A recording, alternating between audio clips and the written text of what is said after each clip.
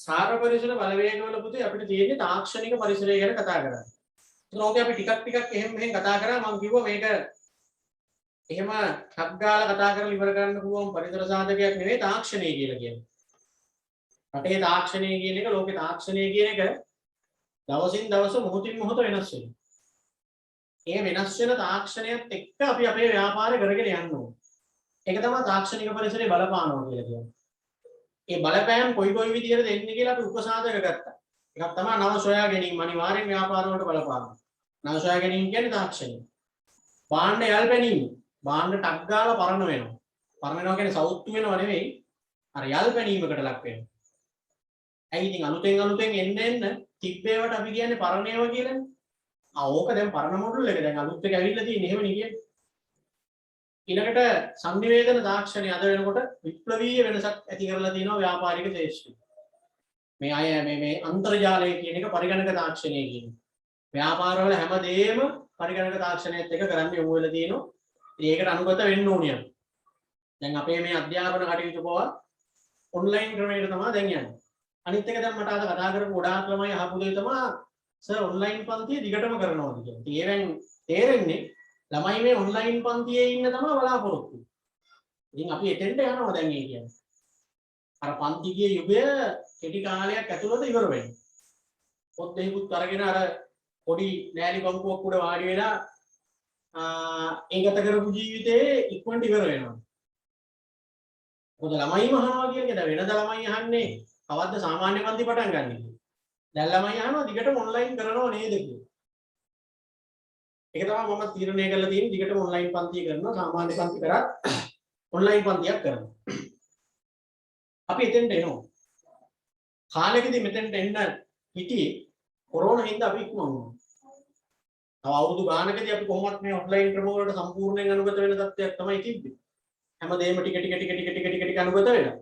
හැබැයි මේ corona case එකත් එක්ක අපි මෙතෙන්ට තල්ලු කරා ඉක්මනට. ඒ හින්දා තාක්ෂණය අනිවාර්යෙන් ව්‍යාපාර වලට බලපානවා කියන එක අපිට ඉඳි පැහැදිලි. ඉතින් ඉස්සරහට යන්න මේ Zoom එකෙන් අපි මේ කරන ක්ලාස් එක තව තවත් තාක්ෂණික ක්‍රමත් එක්ක සම්බන්ධ වෙලා මේකටත් වඩා අමුතු ක්‍රම වලට ඉදිරියේදී කෙරෙයි. ඒක තමයි තාක්ෂණයේ වෙනස් වීම කියලා කියන්නේ. තාක්ෂණයේ බලපෑම කියලා කියන්නේ. මේ වෙනස් වෙන ගමනක් ගානේ අපි දැනගන්න ඕනේ ඒකට අනුගත වෙන්න. මම දැනගන්න ඕනේ මේ ක්‍රම වලට ටක් ගාලා ගිහිල්ලා ඒ ක්‍රම වලට උගන්නන්න.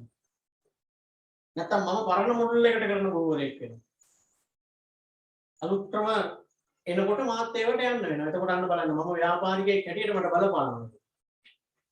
ඒ වගේම අපි ගන්න තාක්ෂණික උපකරණ යල්පනිනවනේ ටක් ගන්න. දැන් ඔයගොල්ලෝ ගත්ත ෆෝන් එක අරන් අවුරුද්දක් නැතුව ඇයි. හැබැයි ඉතින් ඒකේ තියෙන වැඩ කෑලි නෙවෙයි දැන් එන ෆෝන් වල ඊට වඩා අමතර වැඩ කෑලි ගොඩාක් එනවා. දැන් ඔන්න බලන්න නුදුරු අනාගතයේදී ඔන්ලයින් පන්ති වලට සම්බන්ධ වීමේ විශේෂ පහසුකම් සහිත ෆෝන් එනවා මම හිතන්නේ. මොකද ව්‍යාපාරිකයා හැම වෙලේම ටච් එකේ ඉන්නේ ගණදෙනුකරුවන්ගේ අවශ්‍යතාව වුණාගෙන. දැනට ඉතින් ස්මාර්ට්ෆෝන් කියන්නේ සාමාන්‍ය ස්මාර්ට්ෆෝන්. ඉතින් අපි එකෙන් ක්ලාස් කරාට ඔයගොල්ලෝ Zoom ක්ලාස් වලට සම්බන්ධ වුණාට ඉදිරියට යනකොට වෙන ඔය Zoom app එක වගේ තව එක app වර්ග එයි.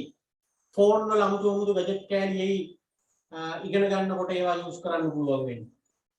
හරි.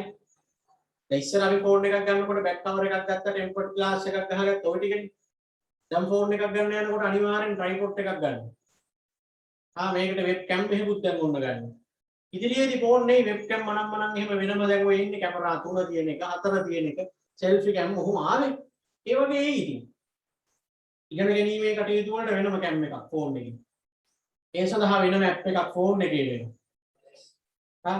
ෆෝන් එකේ හිටවල තියන්න ට්‍රයිපොඩ් වගේ එක අයිටම්. බාගද ෆෝන් එකේම ගැජට් කෑල්ලක් මේ හේතු කරලා තියන්න පුළුවන් වෙන විදිහට. ඒක තමයි ව්‍යාපාරිකයන්ගේ අනුගත වීම කියන්නේ. එතකොට තාක්ෂණයේ වෙනස් වීම එක පැති වලින් එන හින්දා ප්‍රධාන පැති කීපයකින් අපි ඒක ටිකක් කතා කරමුකෝ. දැන් වෛද්‍ය ශාස්ත්‍රය ගත්තාම තාක්ෂණය කොහොමද ඉස්සරහට ඇවිල්ලා තියෙන්නේ? දැන් අපිට මේකෙන් පෙන්නන්න ඕනි හැම ශාස්ත්‍රයකින්ම තාක්ෂණය කියන දේ ඉස්සරහට ඇවිල්ලා තියෙනවා කියන වෙනස් වෙලා කියනවා. මොකද මේ හැම ශාස්ත්‍රයකම ව්‍යාපාර ක්‍රියාත්මක වෙනවනේ. එතකොට මේ හැම එකකටම ව්‍යාපාරිකය අනුගත වෙනවා. දැන් වෛද්‍ය ශාස්ත්‍රය ගත්තාම අපි දන්නවා ඉස්සර කොහොමද වෛද්‍ය කටයුතු සිද්ධ වුනේ? ඉස්සර ගමේ ඉන්නේ වෙද මහත්තයා. බෙහෙත් තෙල් ගන්නවා, පත්තු බඳිනවා. ඒ වගේ පතුරු තියලා බඳිනවා. කසාය බොන්න දෙනවා. එහෙමනේ ඉස්සර වෙදකම. එහෙම තිබ්බ වෙදකම අද වෙනකොට මොන වගේ තැනකද තියෙන්නේ කියන එක තේරෙනවා ඒ තාක්ෂණයත් එක්ක. අද වෙනකොට දියුණු තාක්ෂණ ක්‍රම හරහා මේ වෛද්‍ය කටයුතු ටික ඉස්සරහට ඇවිල්ලා තියෙනවා. දැන් බඩේ ඉන්න ළමයා ගෑනු ළමෙක්ද පිරිමි ළමෙක්ද කියලා විලාසනේ කිව්ව හැකි ඉස්සර හම්බ වෙනකන් දන්නේ නැහැ. හાર્ට් එකේ මොකද්ද තියෙන ප්‍රශ්නේ කියලා මේ උඩින් මොකක් හරි ස්කෑන් එකක් අල්ලපු ගමන් ටීවී එකක් වගේ එකක පේනවනේ අපේ හાર્ට් එක සම්පූර්ණ. එක්ස්රේ කාඩ් එකක් ගත්තාම ඇටසැකිල්ලක මොන ඇට කැල්ලක් මොකක් හරි කැඩිලා බිඳිලා තියෙනවා නම් ඒක පේනවනේ ඒකේ. කැමරාවක් අල්ලලා බඩේ හැදිලා තියෙන ගල්ලනම් මනම් කෙලින්ම අරන් දාන්න පුළුවන් තාක්ෂණයක් තියෙනවා. උපත් පාලන ක්‍රම ඇවිල්ලා තියෙනවා විවිධාකාරයි. නල දරු උපත් බිහි වෙනවද? ධම්ම කෙනෙක් බඩේ තමාස 10ක් ළමෙක් තියාගෙන එහෙමනේ සාමාන්‍යයෙන් ක්‍රමනේ. ඉතින් තාක්ෂණයේ වෙනස කියන්නේ වීදුරු පෙට්ටියක් අස්සේ ළමෙක්ව බිහි කරන්න පුළුවන්. අම්මා පැත්තක කාඩුවේ ඉන්නවා තාත්තා පැත්තක ඉන්නවා ළමයා ඉන්නේ වීදුරු පෙට්ටියක් අස්සේ. බඩවල උස්සගෙන ක්ලිනික් යන්නයි බෙහෙත් කින්න යන්නයි ප්‍රීපෝස් ගෙන්න යන්නයි බස් වල හිටගෙන යනකොට සීට් දෙන්නයි ඔය කතන්දර ටික ඕනේ නැහැ තව කාලයක් යනවා. පාඩුවේ අම්මයි තාත්තා වෙන විදිහට වැඩ කරගන්නෝ වෙනම නලයක් ඇතුලේ ළමයා හැදෙනවා. දැන් ඉතින් ඒවා මේ ගෙවල් අස්සේ නල දරුවපත් නැහැ. ඒක එහෙම කාලයක් එයි ඔහොම යනකොට. ඒකනේ දිනුනෝ කියන්නේ. ඉතින් එහෙම හදන්න පුළුවන් වෙයි කියලා අපි හිතුවා. ප්ලාස්ටික් සැත්කම් කරනවා, මූණවල වෙනස් කරනවා, ඇඟවල වෙනස් කරනවා, ගෑනු පිළිමි කරනවා, පිළිමි ගෑනු කරනවා. ඒවා පවා දැන් තාක්ෂණයෙන් කරනවා. ඔන්න තාක්ෂණයේ වෙනස් වෛද්‍ය ශාස්ත්‍රයේ මොකද? දැන් ඉදිරියේදී අම්මට වදින ගාථා හැම වෙනස් වෙයි නලදරුපත් ආවම. අයි දැන් කොහොමද අම්මට වදින ගාථාවේදී දසමාසේ උරේටත්. නලදරුපත් වලින් ආපු උඹ කියන්නේ වෙන්නේ කොහොමද? දසමාසේ නලේ රඟවා. එහෙම කියන්නේ බඩේ ඉඳලා නේද? එහෙමයි. පොර බලන්න. ආයෙත් ලියන්න වෛද්‍ය ශාස්ත්‍රයේ කියන එකේ ඉස්සරහින් ලියන්නේ නලදරුපත්. නලදරුපත්. නලදරුපත්. සමාදදා ලියන්නේ ඉස්සරහට විවෘත හදවත් සැත්කම්. විවෘත හදවත් සැත්කම්. නලදරුපත් ඊළඟට විවෘත හදවත් සැත්කම්. දැන් පුතේ මේ වකුගඩු බද්ධ කරනවා.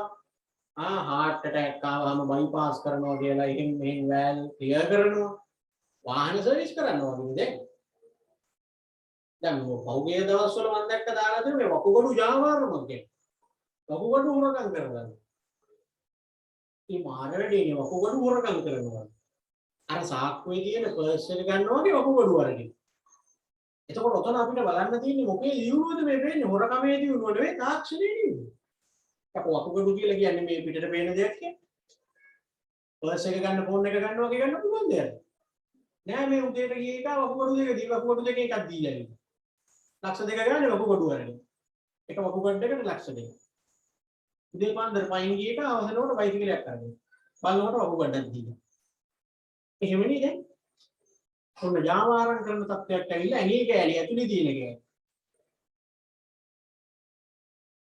ඔය ඉස්සරහට එහෙම ඉතින් බිස්නස් හැදෙයි. එතකොට ඇඟේ වැඩිපුර තියෙන කෑලි දෙක දෙක තියෙන ඒවා එහෙම හතර පහ තියෙන ඒවා එක එක දීලා දාන්න තියෙන්නේ. ඒගොල්ලෝ දාන්න හල්ලිය 200ක් ආපුව මම අර කරාමුදේ උපත් කරනවා. ඇඟිල්ලක් විකුණනවා 50000ට දෙනවා ඇඟිල්ල. එහෙම වෙයි. ඒ ඇඟිලි පහක් තියෙනවනේ ඉතින් සාමාන්‍යයෙන් ඔය අත් දෙකේම 10යි. වම් අතේ එහෙම ඉතින් එච්චර වැදගත් කමකුත් නැහැ. ඔය වෙදකිල්ල වගේ එකක් ඕනනම් ගන්නකට આવුත් දීලා දාන්න. අන් දෙකක් තියෙන එකක් තිබ්බම මද එහෙම හිතන මිනිස්සු එක එක දෙයි. එච්චරකට තාක්ෂණයේ තිබුණා. ආලියන්නේ විවෘත හදවසක් තමයි වනේ. උපත් පාලන ක්‍රම. උපත් පාලන ක්‍රම. තාක්ෂණයත් එක්ක එහෙම ඒවත් ඇවිල්ලා දැන් ඉස්සර බලන්න පවුල් වල ළමයි 12යි 20යි 15යි ඔයගොල්ලන්ගේ 100ගේ පවුලේ ආච්චිගේ පවුලේ බලන්න සාමාන්‍යයෙන් මොකද උපත් පාලන ක්‍රම නැහැ නෝ ගාලා ඇන්නේ. පුස්පට උදාන්න වගේ ඔය ඇදෙන්නේ. දැන් එහෙම නෑ. දැන් එකක් ඇති නම් එකෙන් නැවතුයි. දෙකයි නම් දෙකයි තුනයි නම් තුනයි. ඒවට තියෙනවා තාක්ෂණයේ ක්‍රම. ඒවට ක්‍රම හැදිලා තියෙනවා. ඔයාගෙන තියෙනවා. ඔන්න ඕවා වෛද්‍ය ශාස්ත්‍රයේ දිනුවා වෙනවා. ගවියායුධ ශාස්ත්‍රය ගත්තම මොකද තාක්ෂණයේ දිනුවා දැන් ඉස්සර යුද්ධ කරලා තියෙන්නේ මොන ක්‍රම වලටද? දැන් අපි අහලා තියෙන එළාර දුටුක මුණු කාලේ යුද්ධ එහෙම පරණ ෆිල්ම් එහෙම තියෙන්නේ. අශ්වෝ පිටේ ගිහිල්ලා කඩුවෙන් කොටලා එල්ලෙන් ඇනලා එහෙමනේ ඉස්සර යුද්ධ අලින්ගේ පිටේ ගිහිල්ලා ඒවනේ යුද්ධ මේ මොනවාද? ඇයි ඉතින් ඒවා කෙලින්ම ළමයි ඇත්තටම යුද්ධ කරන්න සුපිරි වැඩ වෙන්නේ නැහැ. ඉතින් කඩුවෙන් කොටන්න ළඟට යන්න බෑ. එල්ලෙන් දමලා ඉන්නත් පේනවානේටවත් යන්න බෑ. දැන් නම් ඉතින් මුකුත් ඕනේ නැහැ ආයුධය හසුරවන්න දැනගත්තා නම් කොහේ හරි හැංගිලි ඉඳගෙන සෙට් එකක් මැරියෙ. දමලා ගහපු ගමන් ක්ලේමෝ බෝම්බයක් වගේ එකක් පැත්ත බලාදක් ඉවරයි. ස්නයිපර් ගන්න එකකින් තියපු ගමන් සද්දෙත් නැහැ අනේකා වැටෙනවා ලොක් ගාලා බලනකොට කොහේ හරි ඉලක් තියෙනවා ඒකට තමයි දන්නේ වෙඩි වෙදිලා. සද්දයක් වань. මේකට අනේකා වැටෙනවා දඩක්. උන් අවියායදසේ ඉස්සර එවන කෑ ගහගෙන ඇවිල්ලා කඩුවෙන් කොටලා ඌවායි නැගිටලා ලේ පෙරාගෙන බෙල්ල වෙන් වෙන්න ගහලා අතපය වෙන් වෙන්න කෑලි හැදි හැදි දුවනවා එහෙමනේ ඉස්සර වෙන්නේ නැත්තේ අපි ඉඳලා නැහැ කාට දැන් එහෙම නෑනේ නාපු ගමන් පලාතක් ඉවරයි යුද්ධ ටැංකේ ගියයි ක්ලේමෝ බෝම්බ ගියයි කපිල් ව්‍යානා ගියයි එහෙමනේ දැන් න්‍යෂ්ටි කවි කියන ඒ වගේ ගහපු ගමන් පැත්ත පලාතක් නෙවෙයි පරම්පරා ගානක් ඉවරයි ඒ ඇයි එහෙම කියන්නේ ළමයි න්‍යෂ්ටි කවි ගහපු ගමන් කෙලින්ම පස්සේ ඉපදෙන උනුත් එක්ක ඉවරයි ඔය ජපානයේ හිරෝෂිමාවට න්‍යෂ්ටිකවි නෙවෙයි පරමාණු බෝම්බ. ඔය ජපානයේ හිරෝෂිමාවට කියන එකට පරමාණු බෝම්බයක් ගහලා අදටත් ඒක ඉපදෙනව ගංග විකලයි කියන්නේ. එච්චරකට තාක්ෂණයේ දිනුන පරමාණු බෝම්බ, න්‍යෂ්ටිකවි, කෆීරියා, බෝම්බ, ස්නයිපර් තුවක්කු අන්න එතෙන්ට අද මේක දිනු වෙලා තියෙනවා. එහෙනම් ලියන්නකො. කෆීරියානා අවියාජ ශේෂ්ත්‍රයේ දිනුන කෆීරියානා මල්ටි බැරල් කියන්නේ වතුර පොහොන බැරල් එකේ පොඩි බැරල් එක එහෙම නෙමෙයි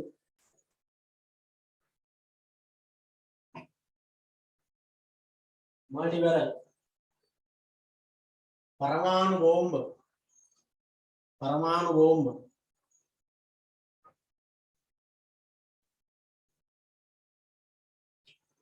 ඊළඟට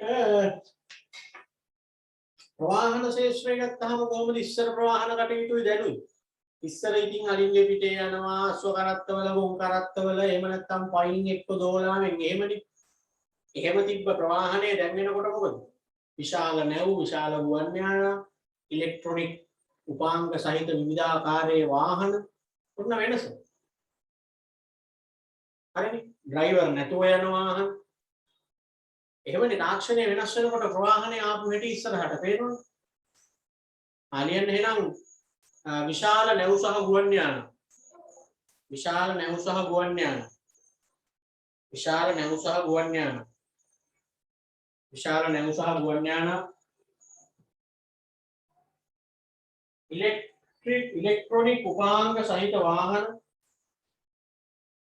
ඉලෙක්ට්‍රොනික උපාංග සහිත වාහන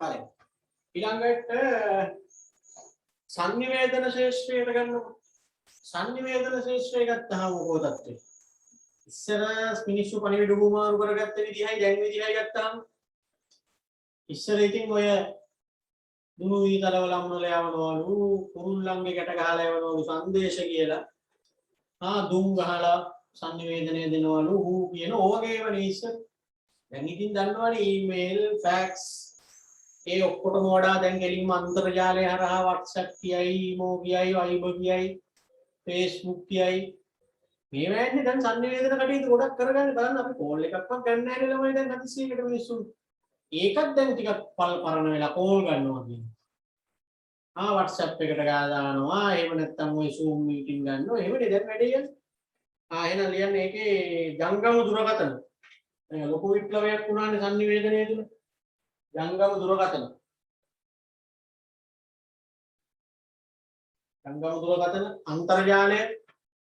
අන්තර්ජාලය සමාජ මාධ්‍ය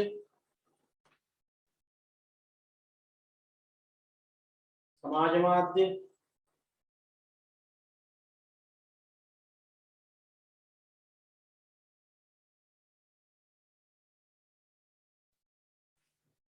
හරි ඊළඟට නිෂ්පාදන සේවය නිෂ්පාදන ශේෂ්ත්‍රය නිෂ්පාදන කටයුතුත් එහෙමනේ ඉස්සර මිනිස්සු ඉතින් තමන්ගේ දෑතේ මහන්සියෙන් හැමදේම හැදුවේ දාඩිය වංශයෙන් තමන්ගේ දෑතේ මහන්සියෙන් ගියාවෙන් තමයි හැමදේම කරේ මැෂින් නැහැ අද එහෙම නැහැනේ නිෂ්පාදන කටයුතු වලදී විවිධාකාර යන්ත්‍ර සූත්‍ර භාවිත වෙනවනේ දැන් ඔයගොල්ලන්ට අපි ඉදිරියේදී නිෂ්පාදන කළමනාකරණයේ පාඩම් වල විතර වාහන හදන තැනක ගත්තොත් බිස්කට් හදන තැනක ගත්තොත් බීම හදන තැනක ගත්තොත් ඇඳුම් මහන තැනක ගත්තොත් මිනිස්සු නෑලම මේ වැඩේට ඔක්කොම තනිකර තියෙන මැෂින් ඔය එකෙක් දෙන්නෙක් එහෙම මෙහෙන් ඉන්නවා පොඩි පොඩි දේවල් වලට ඒරෙන සේරම රොබෝ තාක්ෂණය ඒ වගේ මැෂින් වලින් කරේ එතකොට ඉතින් අපි මේ හැම පැත්තෙම මේ තාක්ෂණයේ මේ වෙලා තියෙන දියුණුව තේරුම් අරගෙන ඒකට අනුගත වෙන්න ඕනේ කියන එක තමයි අපිට මේ කියන්නේ එහෙනම් නිෂ්පාදන ශාස්ත්‍රයේ කියන රොබෝ තාක්ෂණය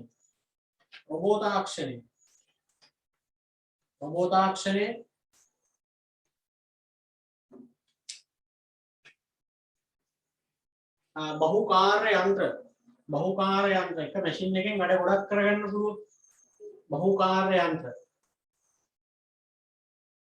දැන් බලන්න බ්ලෙන්ඩර් එකක් ගත්තොත් බහුකාර්ය යන්ත්‍ර හරි ඔන්න තාක්ෂණයේ දියුණුව එක එක ශාස්ත්‍ර වලින් ඇති වෙලා තියෙන හැටි තාක්ෂණ පරිසරයේ විශේෂ ගති ලක්ෂණ මොනවාද අහන්නේ මේ තාක්ෂණ පරිසරයේ අනිත් පරිසර තත්ත්වයන් වගේ නෙවෙයි මේකේ විශේෂ ලක්ෂණ තියෙනවා ඒවා දැන් ඔයගොල්ලෝ දන්නවා ලියන්න එකක් වේගයෙන් වෙනස් වීම අනිත් පරිසරයන් වලට වඩා ඉක්මනට මේක වෙනස් වෙනවා දැන් ප්‍රජා පරිසරය කියන්නේ මිනිස්සු එහෙම ඉක්මනටම වෙනස් වෙන්නේ නැහැ කාලෙන් කාලෙට මේ එක ට්‍රෙන්ඩ් හැදෙන්නේ රැලි හැදෙන්නේ තාක්ෂණය එහෙම නෑ චුටුස් ගන්නකොට වෙනස් වේගයෙන් වෙනස් වීම ඉක්මනින් යල්පැනීමට ලක් වීම ඒ වෙනස් වීම නිසාම තමයි ඒකත් වෙන්නේ ඉක්මනින් යල්පැනීමට ලක් වීම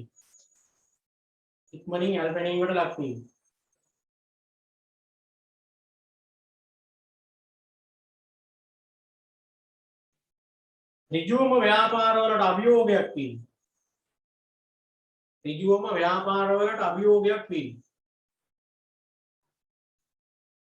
ඍජුවම ව්‍යාපාරවලට අභියෝගයක්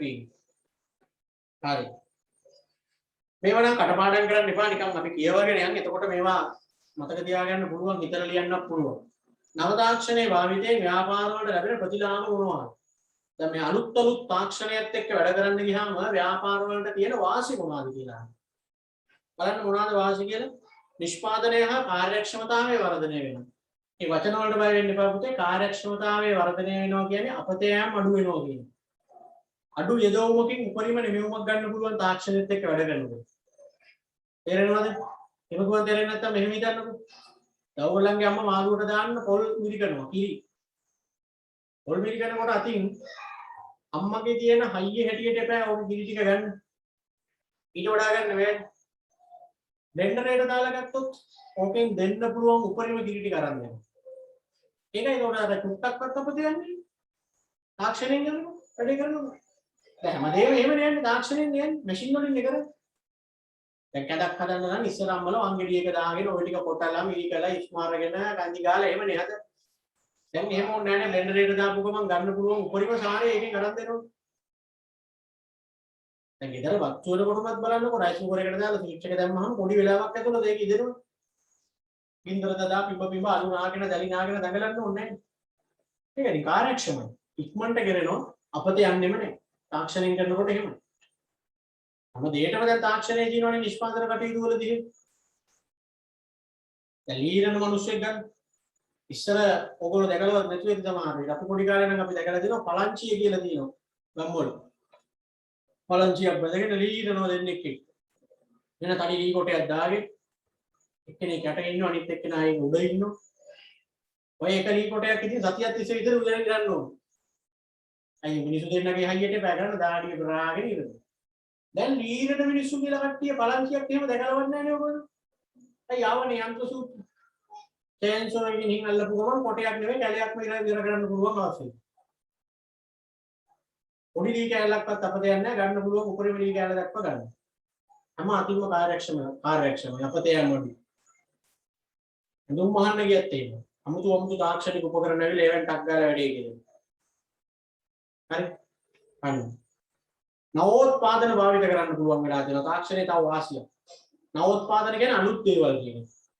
බලන්න පුතේ අපිට කාලෙන් කාලයට අමුතු දේවල් අලුත් දේවල් පාවිච්චි කරන්න හම්බ වෙලා තියෙන්නේ මොකේ වාසියක්ද? තාක්ෂණයේ වාසිය. ඔයගොල්ලන්ගේ ආච්චිගේ සීයාගේ කාලේ තිබ්බ දේවල් වලට වඩා අමුතු දේවල් අම්මලා තාත්තලාගේ කාලේ විද්‍යාව. ආච්චි සීයලා බලන්නේ නැත්නම් කලසුදු ටීවී පස්සේ අම්මලා තාත්තලා කලර් ටීවී බලන්නේ. එන්ට නාව ගන්න. ඔයගොල්ලන්ගේ කාලේ වෙනකොට සැටලයිට් එක ඇවිල්ලා. පිටරට channel එකක් බැලුවේ. ඒ වගේට 3D තාක්ෂණික ටීවී ඇවිල්ලා. ෆ්ලැට් ටීවී ඇවිල්ලා. ආච්චිගේ සීයාගේ කාලේ ෆෝන් තිබ්බනම් ගමේම එක්කෙනෙක් වගේ තියෙන නැත්නම් කොහොම අඹරනවා කරකවන්න තියෙන ෆෝන් හෑන්ඩ් ෆෝන් නැත්තේ. ඊපස්සේ අම්මලාගේ තාත්තලාගේ කාලේ වෙනකොට ඔන්න හෑන්ඩ් ෆෝන් එක කියන එක. දැන් ඕගොල්ලන්ගේ කාලේ වෙනකොට ෆෝන් එක කියන්නේ ඉතින් කෝල් ගන්නත් පුළුවන් ඒකට වඩා වැඩ ඉතින් ගොඩක් කරන්න තියෙන්නේ. දැන් බලන්න කවුරු කැමරා එහෙම ගන්න නැහැ නේද? දැන් ඉස්සර ඉතින් කැමරාවක් එහෙම ගන්නවා කියන්නේ ලොකු දෙයක්. ට්‍රිප් එකක් යනකොට ෆොටෝ ටිකක් එහෙම ගහ ගන්න කාගෙන් හරි ඉල්ලගෙන තමයි යන්නේ කැමරාව. ඒකත් අර මොනවද ෆිල්ම් රෝල් මොනවද ඒවා දාලා අර චිනිස්කාලෝක ගහලා ඒ ඇවිල්ලා ස්ටුඩියෝ එකට දීලා සුද්ධ කරලා ඇල්බම් හදලා ඔවාසේ දාගෙන තියාගෙන ඉන්න ෆොටෝ. දැන් මේව කැමරා කියලා වෙනම ගන්න ෆෝන් එකම තමයි ඔක්කොටම හරියන්න තියෙන්නේ. හරි. ගෙවල් වල රේඩියෝනේ සින්දු අහන්න කියලා අර තඩි සෙටප් නැහැ. ඉස්සර එහෙම නැහැ කැසට් එකක් ඕනේ ගෙදරට. දැන් PC එකම දාලා බෑ සින්දු අහන්න. ඊළඟ සෙටප් කියලා නිකන් ඊට වඩා ටිකක් ලොකු සයිස් ඒවා බපල් එහෙම ලොකුවට එහෙම ආවා. දැන් ඉතින් ෆෝන් එකට හෑන්ඩ් ෆ්‍රී එකක් දෙනවනේ. ඉතින් එහෙම සින්දු අහන්න ඕනේ එක හෑන්ඩ් ෆ්‍රී ගහගෙන උට ඕන සින්දුව ඩවුන්ලෝඩ් කරන් අහන්න. තාම ඉන්නව ගම්වල ඉතින් ඔය ගමට මැහෙන්න සින්දු දාන පිසෝදේ සුන්දරේ. ඒ අරන්න මිනිස්සුන්ගේ ගෙවල් වල බලන්න එහෙම නැහැ නේද? දැන් හෝම් තියටර් සිස්ටම් සෙටප් එහෙම නැහැ. ටීවී එක නම් ඉතින් තියෙනවා ඒකේ ඉපෑ. ඒ අර රේඩියෝ එකක් කියලා වෙනම නැහැ, කැසට් කියලා වෙනම නැහැ, කැමරා නැහැ. මේ ඔක්කොටම හරියන්නේ මේ පොඩි ෆෝන් එකේ තියෙනවා නේද? ඉන්ටර්නෙට් යන්නේ කියලා ලැප්ටොප් කම්පියුටර් ඕන නැහැ. ඒකත් ෆෝන් එකෙන් ඩේටා ඔන් කරා දුස් කාලා ගියා. අන්න නවෝත්පාදන භාවිත කරන්න පුළුවන්. හරි. දැකලවත් නැති හිතා ගන්න බැරි අමුතු දේවල් මාකට් එකට ගියාම තියෙනවා. තාක්ෂණ. ශ්‍රම බලදායීතාවය වැඩි කරගන්න පුළුවන් තාක්ෂණයේ අවවාසිය. ඒ මොකද්ද ශ්‍රම බලදායීතාවය වැඩි කරගන්නවා කියන්නේ? අර ශ්‍රමිකයාගේ නිමෙවුම වැඩි කරගන්න පුළුවන්. දැන් ඉස්සර මිනිස්සු වැඩ කරනකොට තමන්ගේ දෑතේ මහන්සියට කරේ. එතකොට මේ මිනිස්යාට දවසට නිපදවන්න පුළුවන් ප්‍රමාණයක් තියෙනවනේ මොනවා හරි. දැන් ලීරණ මිනිස්සයා මම අර කිව්වේ සතියක් තිස්සේ එක ලී කොටයක් තමයි ඉරන්නේ. දැන් මේ ලීරණ මිනිස්සු අතේ තියෙනනේ චේන්සෝ එක මැෂින් එක. එතකොට ඒ මිනිස්යාට ලී කොටේ ඉරන්න විනාඩි 5යි. සතියක් ගියේ. එතකොට එක ලී කොටයක් නෙවෙයි දස් 3-4ක් දවසට ඉරන්න පුළුවන්. අන්න ඵලදායීතාවය වැඩි වෙනවා. ශ්‍රමිකයාගේ ඵලදායීතාවය කියන්නේ ශ්‍රමිකයාගේ නිමෙවුම කියන්නේ. නිමෙවුම වැඩි වෙනවා. දැන් ඉස්සර ඇඳුම් මහන්න ගියාම තාමත් තමාරිට ඕගලන්ගේ ගෙවල් වල ඇති අර සිංගර් පරණ මැෂින් අම්මලා වැඩි මහන්නේ අර කකුලෙන් පාග අර රවුමක් තියෙන්නේ කරකවන්නේ. ඉතින් ෂර්ට් එකක් එහෙම මහන්න දැන් ඔය ඉස්සර ඉස්කෝලේ ඇඳුමක් එහෙම මහන්න බාර දුන්නාම පතියකින් වගේ තමයි ඒකේ ගන්න යන්නේ. දැන් එහෙම නෑනේ අමුතු මැෂින් ඇවිල්ලා තිනවා කරන්ට් එකට ගැහුවා එහෙම ස්ටේටර් එක පා ගන්නවා වගේ පෑගුවා රාම් ගාලා දෙපැත්තට ඇල්ලුවා මහන්න ඉවරයි. හරි. අන්න බලන්න කියන්නේ ශ්‍රමිකයාගේ නිමෙවුම වැඩි. ශ්‍රමිකයෙක්ගෙන් ගන්න පුළුවන් නිමෙවුම වැඩි. දැන් කෑම කඩේක කියන ඉතින් ඉස්සර උයන්න ගියාම ලිප් බඳගෙන දර දාගෙන පිඹ එහෙම එපා. කෑම හදන දන හදන ඉන්දියාව හදනවා නම් අර මේකක් අරගෙන ඔය ගෙදර ඉන්දියාව හදනකොට වගේ එහෙමනේ හදන්නේ. දැන් ඔය හැමතැනකම මැෂින් තියෙනවනේ පොල් ගන්නත් මැෂින්. ස්විච් එක දැම්ම පොල් ගාය අල්ලගෙන ඉන්න තියෙන්නේ.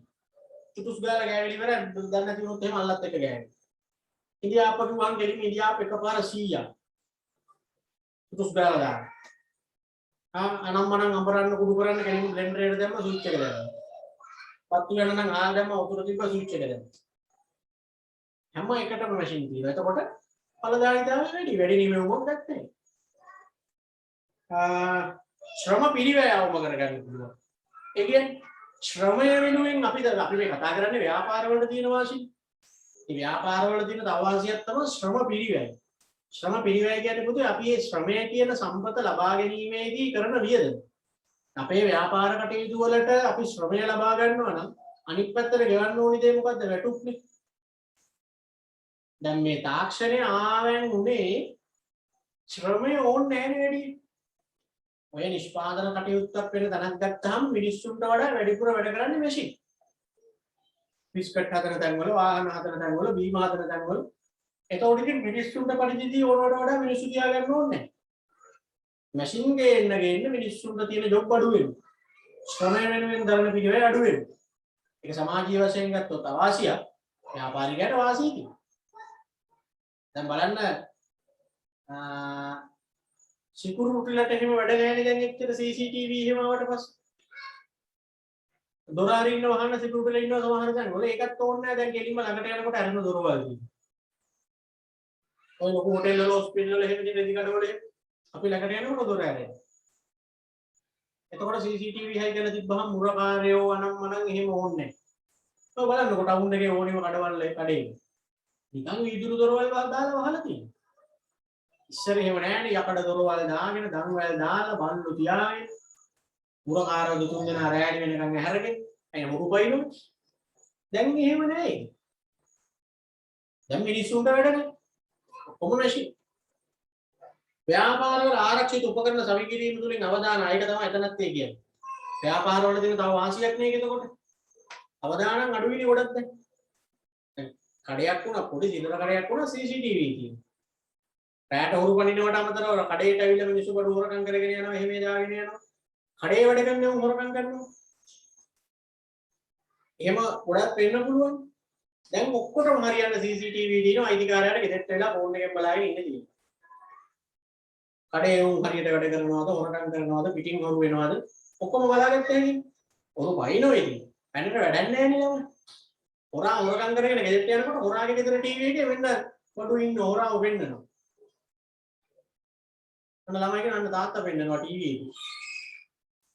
දේවාලේ පින්කට් එක ගාලා ගෙදරට යනකොට අන්න බඩු වෙන්නනවා ටීවී එකේ. මෙන්න තමන් පින්කට් එක කඩපු හැටි අරන් දුවපු හැටි තමන්ටම බලාගත්තා. සල්ලි එහෙම ගණන් කරන්න ඕනේ නැහැ. ඒකේ කියනවා මෙච්චරක් තිබිලා අඩු වෙලා තියෙනවා කියලා. එහෙම හොරකම් කරන්න බෑ දැන් තාක්ෂණෙත් එක්ක. මාර්ග තදබදේ අඩු වෙලා තියෙනවා. ඒ කොහොමද නව තාක්ෂණය නිසා මාර්ග තදබදේ අඩු වෙලා තියෙන්නේ? ඇයි ළමයි ඔය තදබදේ කියන්නේ ට්‍රැෆික් එක වැඩි වෙන්නේ පාරේ අර පරණ ලදරන් වාහන යනකොට යන්න බෑනේ ඒවට.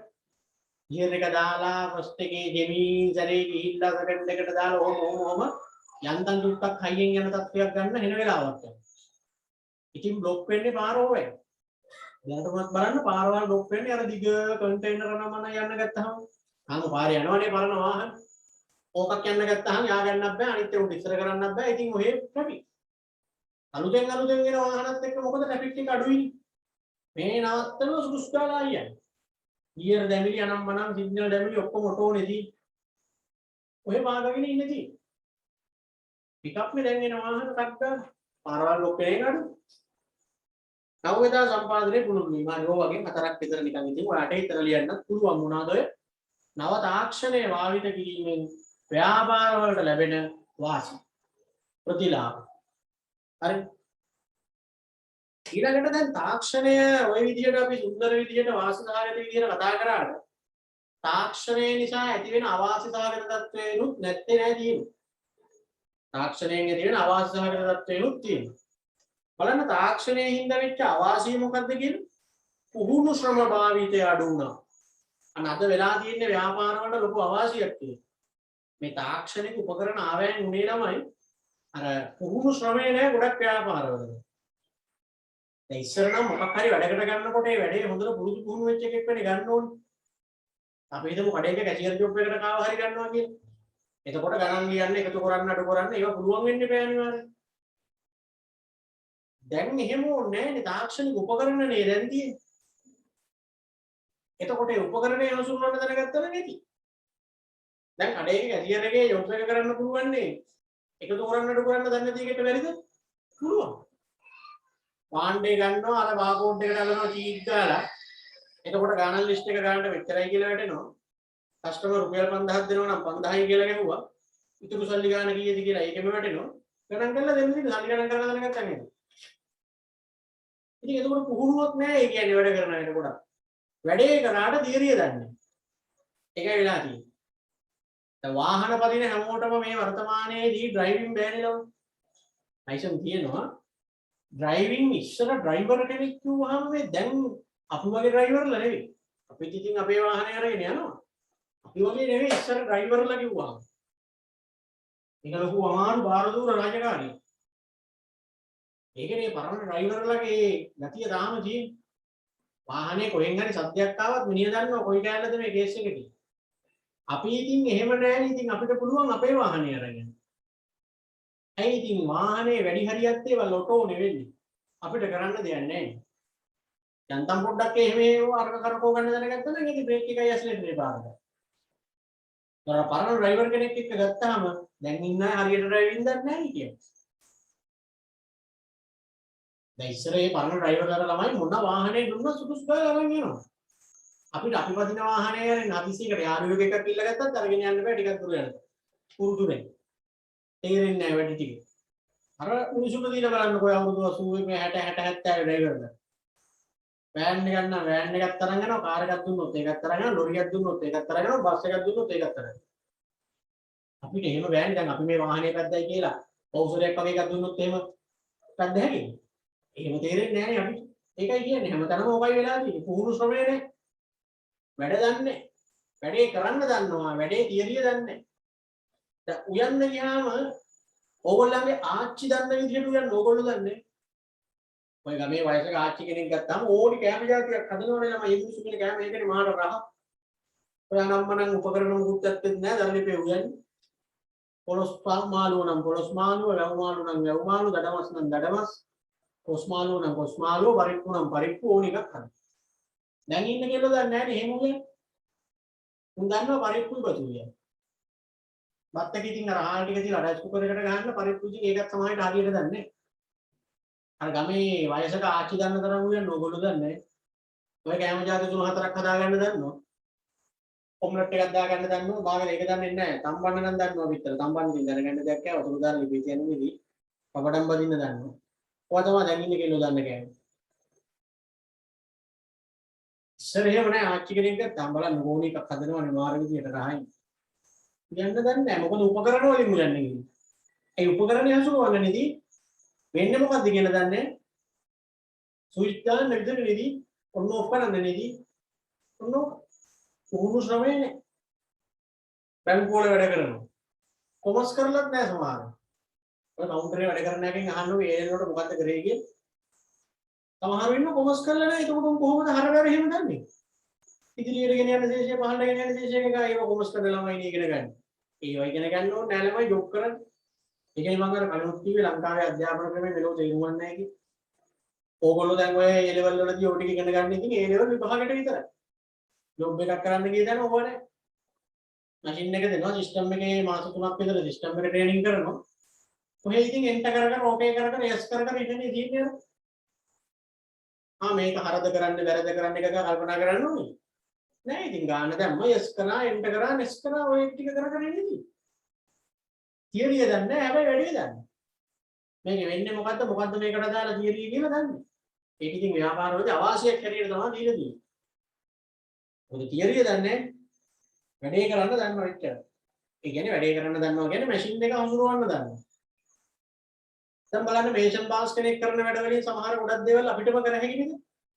ඒ ඉතින් ඉස්සර මේෂන් පාස් කෙනෙක් වුණාම නූල් ගහලා ලම්බ කැට තියලා එහෙමනේ දඟලන්නේ. දැන් මේ හැම එකකටම යාගාව දිනවනේ මැෂින්. පිටිය හිලක් දාලා හදා ගන්න ඕන නම් කෙලින්ම ගත්තා මොකක්ද අර මේක ඩ්‍රිල් එක ගත්තා බරහන් ගාලා අල්ලගෙන හිටියා. මැෂින් එක හසුරවන්න දැනගත්තා නම් ඇති. බාසුන් නැහලෝන්නේ දැන් වැඩ කරගන්න. ඒවට ගැලපෙන එක එක උපකරණ ඇවිල්ලා තියෙනවා. අපිටම කරගත්තා ඇයි ගෙදරින්. දැන් කොණ්ඩේ කපන්න එහෙම යන්න ඕනේ නැහැ. අපේ ගෙදර පොඩි උන්දනගේ කොණ්ඩේ කපන්නේ මොකද? අර මැෂින් එකක් තියෙනවා. ඕකෙන් ඉතින් අල්ලගෙන යන්න නෙදින්න මොකක් හරි තලයක් දාන්න. පොඩක් කොට කරන්න ඕන නම් අඩු තලයක් දානවා. ලාවට කොට කරන්න ඕන නම් වැඩි තලයක් දානවා. එහෙම ඔහොම අල්ලගෙන යනවා.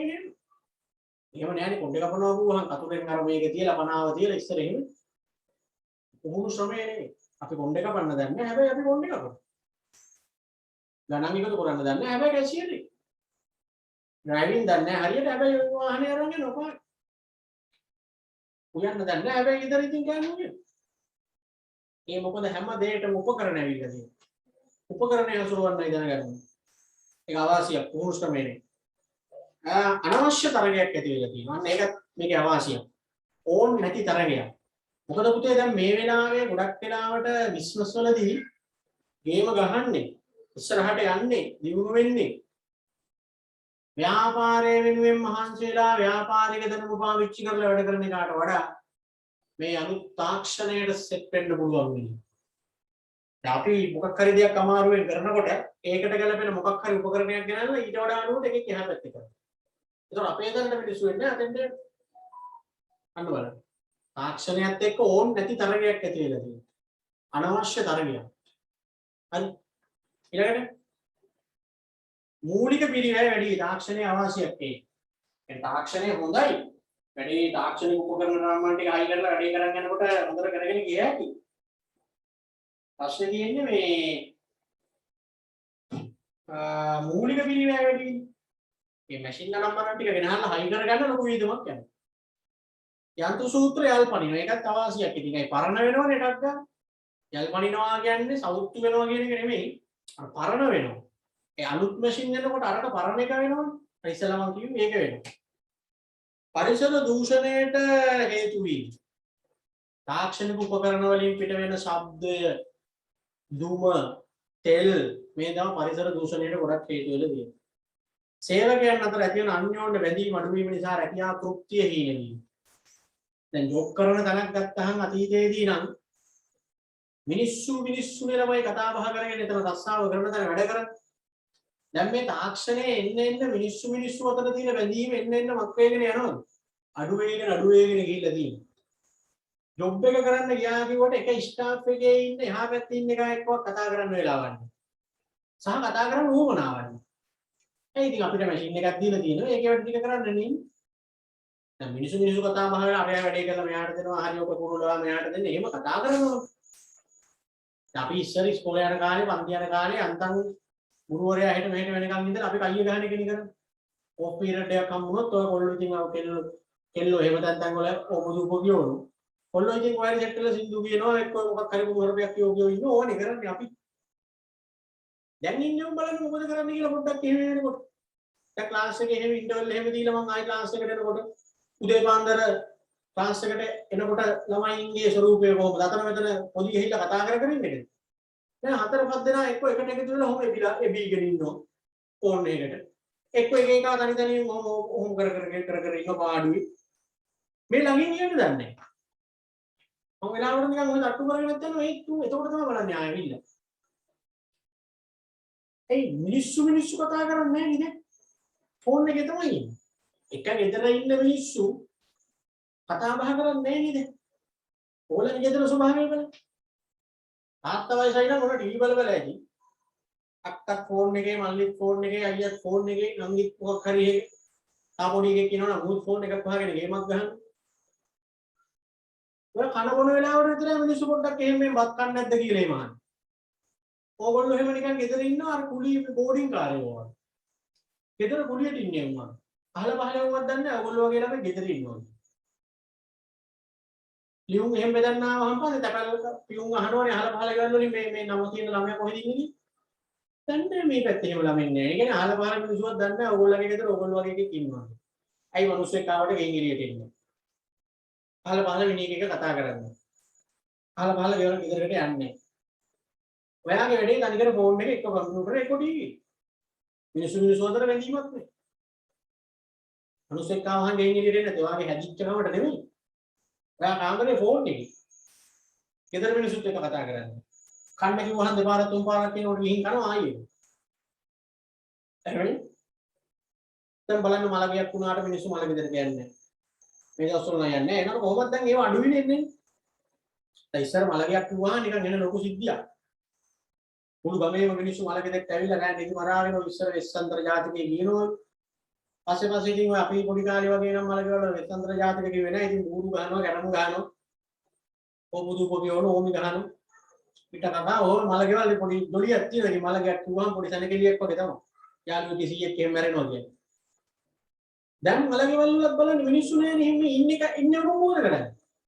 ඉන්නේ උණු තොහේ ෆෝන් එකට වීගෙන ඒක බොහෝ ඉන්නේ. මලගෙදර ගිහින්. මලගෙදර උන් එක කතා කරලා නැහැ සමහර. මිනිහ බලලත් නැහැ. කැමදරක දෙට ගිහිල්ලා කාලා අර වාඩි වෙලා ඉඳලා ඇවිල්ලා. මලගෙදර කටවත් ගන්නේ නැහැ නේ එකක් තියා. මලගෙදර ගාව කොටම කලින් පෙට්ටිය ගාවට ගිහිල්ලා සෙල්ෆියක් ගහලා. ආච්චි මරුණකෝ සැපේ ඉන්නේ. නියම යටි කමෙන්ට් දාලා සමහර. නියමනේ අපිට හැට දෙට වෙන්න. ඔන්න මලගෙවල්. මලගෙදර වෙච්ච එක සෙල්ෆියක් ගහලා දාලා මිනිහත් එක්ක. hina වීගෙන උත්. බාගෙන ඇඟිලි දෙහෙකුත් දාන්න මෙහෙම කරගෙන. මිනිහත් එක්ක සෙල්ෆි ගහලා. එතකොට මේ මලගෙදර කොහොල්ටියේ නෑ නේද? මලගෙදර ගිහිල්ලා වෙන වෙනේ. ඈ එහෙමනේ. මලගෙදර යන්නේ නැහැ සමහරව. නිවන් සප ලැබේවා කියලා කමෙන්ට් එක දැම්මම නම් ඇතිලා ඉතින් මලගෙදර එක අමීය දාලානේ ෆොටෝ එක. ආයි ගිහිල්ලා බලන්න දෙයක් නැහැ ඔය ඉන්නේ. ගිහිල්ලා පෙට්ටිය ගාවට ගිහිල්ලා වැඳලා නෝර ආවත් එකයි ඉතින් යටින් දානවා නිවන් සප ලැබේවා යලිත් අපි අතරම ඉපදේවා. අනේ හිතා ගන්නත් බෑ මොකද උනේ හරි කනගාටු. ඉංග්‍රීසියෙන් දාන්නේ උන් එහෙම දාන්නේ. එච්චරයි මලගේ. අනිත් එක මලගෙදරට එහෙම කමෙන්ට් දානකොට එහෙම එක එක කමෙන්ට් දාන්න එපා උඩ කමෙන්ට් බලලා දාන්න. උඩින් දාලා නිවන් සප ලැබේවා කියලා යටින් දාලා යලිත් අපි අතරම ඉපදේවා කියලා. මේ දෙකම කරන්න බෑ. එක කමෙන්ට් එකක් දාන්න කට්ටිය නැත්තම් මැරිච් එක ගන්න පිස්සු වෙනවා නීගාවට. යලිත් ඉපදෙනවද නිවන් සප ලැබනවද කියලා. ඒ කියන එහෙම දාන්න එපා. නිවන් සප ලැබෙනවා කට්ටියම සෙට් කරලා නිවන් සප ලබන්න කියලා. යලිත් අතරම ඉපදෙන්න නිවන් සප ලබන්න දෙකක් කරන්න බෑ මැරිච් එක. ඔන්න මලගෙවල් වල ස්වභාවය. ඉතින් මිනිස්සු අතර බැඳීමක් නේ. Facebook එකේ ලයික් කරන එක පාරෙන් දැක්කම hina වෙන්නේ නැහැ. ඇත්තනේ කතාව. Facebook එකේ ලයික් කරලා කන්ග්‍රැචුලේෂන් කියලා දාලා සුබ පතලා කමෙන්ට් දාන එක ඒකෝ පාරෙන් දැක්කම අහක බලන්නේ. ඒ කියන්නේ මිනිස්සුන්ගේ තියෙන යාන්ත්‍රික බැඳීමක් පමණයි. මොනවා දැම්මත් ඉතින් කන්ග්‍රැචුලේෂන් කියලා දානවනේ. ඔය දාන්නේ ඇත්තද? බොරුවට ඉතින් දාන්නේ වැඩි හරියට.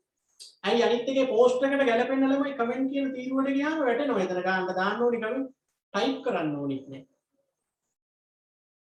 සතුටුදායක දෙයක් දැන් වෙඩින් එකක් වගේ නම් කෙලින්ම කමෙන්ට් කියන එක ඔබපු ගමන් කන්ග්‍රැචුලේෂන් ඕනම්ම නම් ඒ වගේ හතරක් විතර වැටෙනවා. එයින් එකක් ක්ලික් කරන්න තියෙන්නේ. එච්චරයි. ඒක තමයි වෙඩින් එකට සහභාගී වෙන්නේ. මලගෙදර නම් ওই දුක් මූණු පොඩි සුදු පොඩි ඒවා ගන්නට වැටෙනවා ටක් ගාලා කමෙන්ට් පොඩි. ඔය සුදු පොඩියක් ඔබලා දාන්න තියෙන්නේ. ළඟ වෙටෙක් බැලනවා ප්‍රොෆයිල් පිච් එකේ සුදු පොඩියක් දාගන්නවා කතන්දරේ ඉවරයි. බලට යන්න දාන්නට යන්න එහෙම නෑ ඉස්සර වගේ. ඔන්න බැඳීම මිනිස්සු අතර. එන්න බැඳීම මිනිස්සු අතරමත් වෙලා අඩුවේ. ඉතින් ඒක තාක්ෂණයේ අවශ්‍යයි.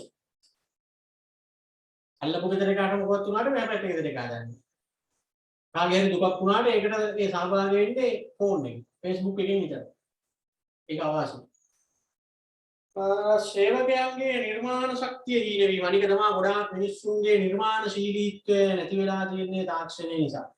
ඒක අවශ්‍යයි. පරම්පරාවෙන් පරම්පරාවට ඉපදෙන මැටි යොන්නේ ඉපදෙන්නේ. දැන් අපේ තාත්තලට සාපේක්ෂව ඒ අම්මලා තාත්තලා අම්මලාගේ කාලෙත් එක්ක බැලුවහම අපි ටිකක් මැටි. මැටි කියන්නේ ළමයි අර තාත්තලා අම්මලා ඉගෙනගෙන නැහැ අපි තරම්. කැම්පස් ගිහිල්ලා අරක මේක නැහැ. හැබැයි ඒගොල්ලන්ට නිර්මාණශීලී නේ. දැන් මැටි කියන්නේ ඒක නිර්මාණශීලී නෑ. මෙලෝඩියක් හිතලා බලලා කරගන්න දෙන්නේ නැහැ දැන් ඉන්නේ. මොකක් හරි විෂයක් ඉගෙනගෙන තියෙන එච්චරයි. නිර්මාණශීලී කියන්නේ ඒක නෙමෙයි. දැන් අපි පොඩි කාලේ නම් අපිට යාන්තම් නිර්මාණශීලී හැකියාව ටිකක් ලැබුණා යාන්තම් අපිට ටිකක් තිබ්බා. අපිට සාපේක්ෂව ඕගොල්ලෝ ඇවිල්ලා මැටිම මැටි. ගන්නද යන්නේ. ඕගොල්ලන්ගේ ළමයි අම්මුම මැටි. අවදායි. ඒ නිර්මාණශීලී නෑ. අපි ඒ කාලේ පොඩ්ඩක් ඔය දැලතුළු වල පැනලා නාලා එහෙම ඒව කරලා තියෙනවා. ටයර් එකකට පොඩි දෙකක් දාගෙන පදිනවා කිරිල්ල තුවක්කු හදාගෙන දුවනවා කැලවල් වල තරුංගල් කායට තරුංගල් ලරිනවා එසක් කූඩු පහ හදනවා අපි ඒව කරා ගස් නගිනවා වෙරළු කඩන්න යනවා දම් කඩන්න යනවා අහල පහල වතු වල තැඹිලි හොරෙන් කඩනවා රඹුටන් ගහක් තිබ්බොත් ඔකට වැඩි දෙනවා ඉස්කෝලේ යන ගමන් එහෙම ගේම් අපි ඉන්නවා ඒවා තමයි නිර්මාණශීලී හැකියාව හොරකම නෙමෙයි මං කියන්නේ අර ගහක දැන් ඉන්නේ උන්ට ගහක නැග ගන්න පුළුවන්ද කියන්නේ ඔය ගෙදර පිටිමිය උන්ට මං කියන්නේ හා අපිට අවුලක් නැහැ. අපිට ඒ කාලේ ලැබපු ඒ පන්නරේ තාම තියෙන ඕනි ගහක නැග ගන්න පුළුවන්, වතුරකට වැන්න පීන ගන්න පුළුවන්. අරුංගලයක් හදාගන්න ඒ වගේ දේවල් කරගන්න පුළුවන්. දැන් ඉන්නේ උන්ට වෙයි. නිර්මාණශීලී නෑ. ඇයි ඒ තාක්ෂණයත් එක්ක ඒ නිර්මාණශීලීත්වය මොට වෙලා ගිහින්. ඇයි තමයි දැන් ඒව කරන්න උවමනාවක් නෑ. දැන් ඉන්න පොඩි උන් සරුංගල් අරින්නේ නෑ, වෙසක් කූඩු හදන්නේ නෑ. උන් ෆෝන් එකේ ගේම් නේ ගහන්නේ. උන් ෆෝන් එකේ ගේම් ගහනවා, එක්ක සෙල්ෆි ගහනවා, එක්ක ටික්ටොක් කරනවා. යන්තම් ඇටෙන් පොත්තෙන් ඉලලා අපු ටික්ටොක් කරන අතර මෙතන ලඳු රෝලින් ඉන්නේ.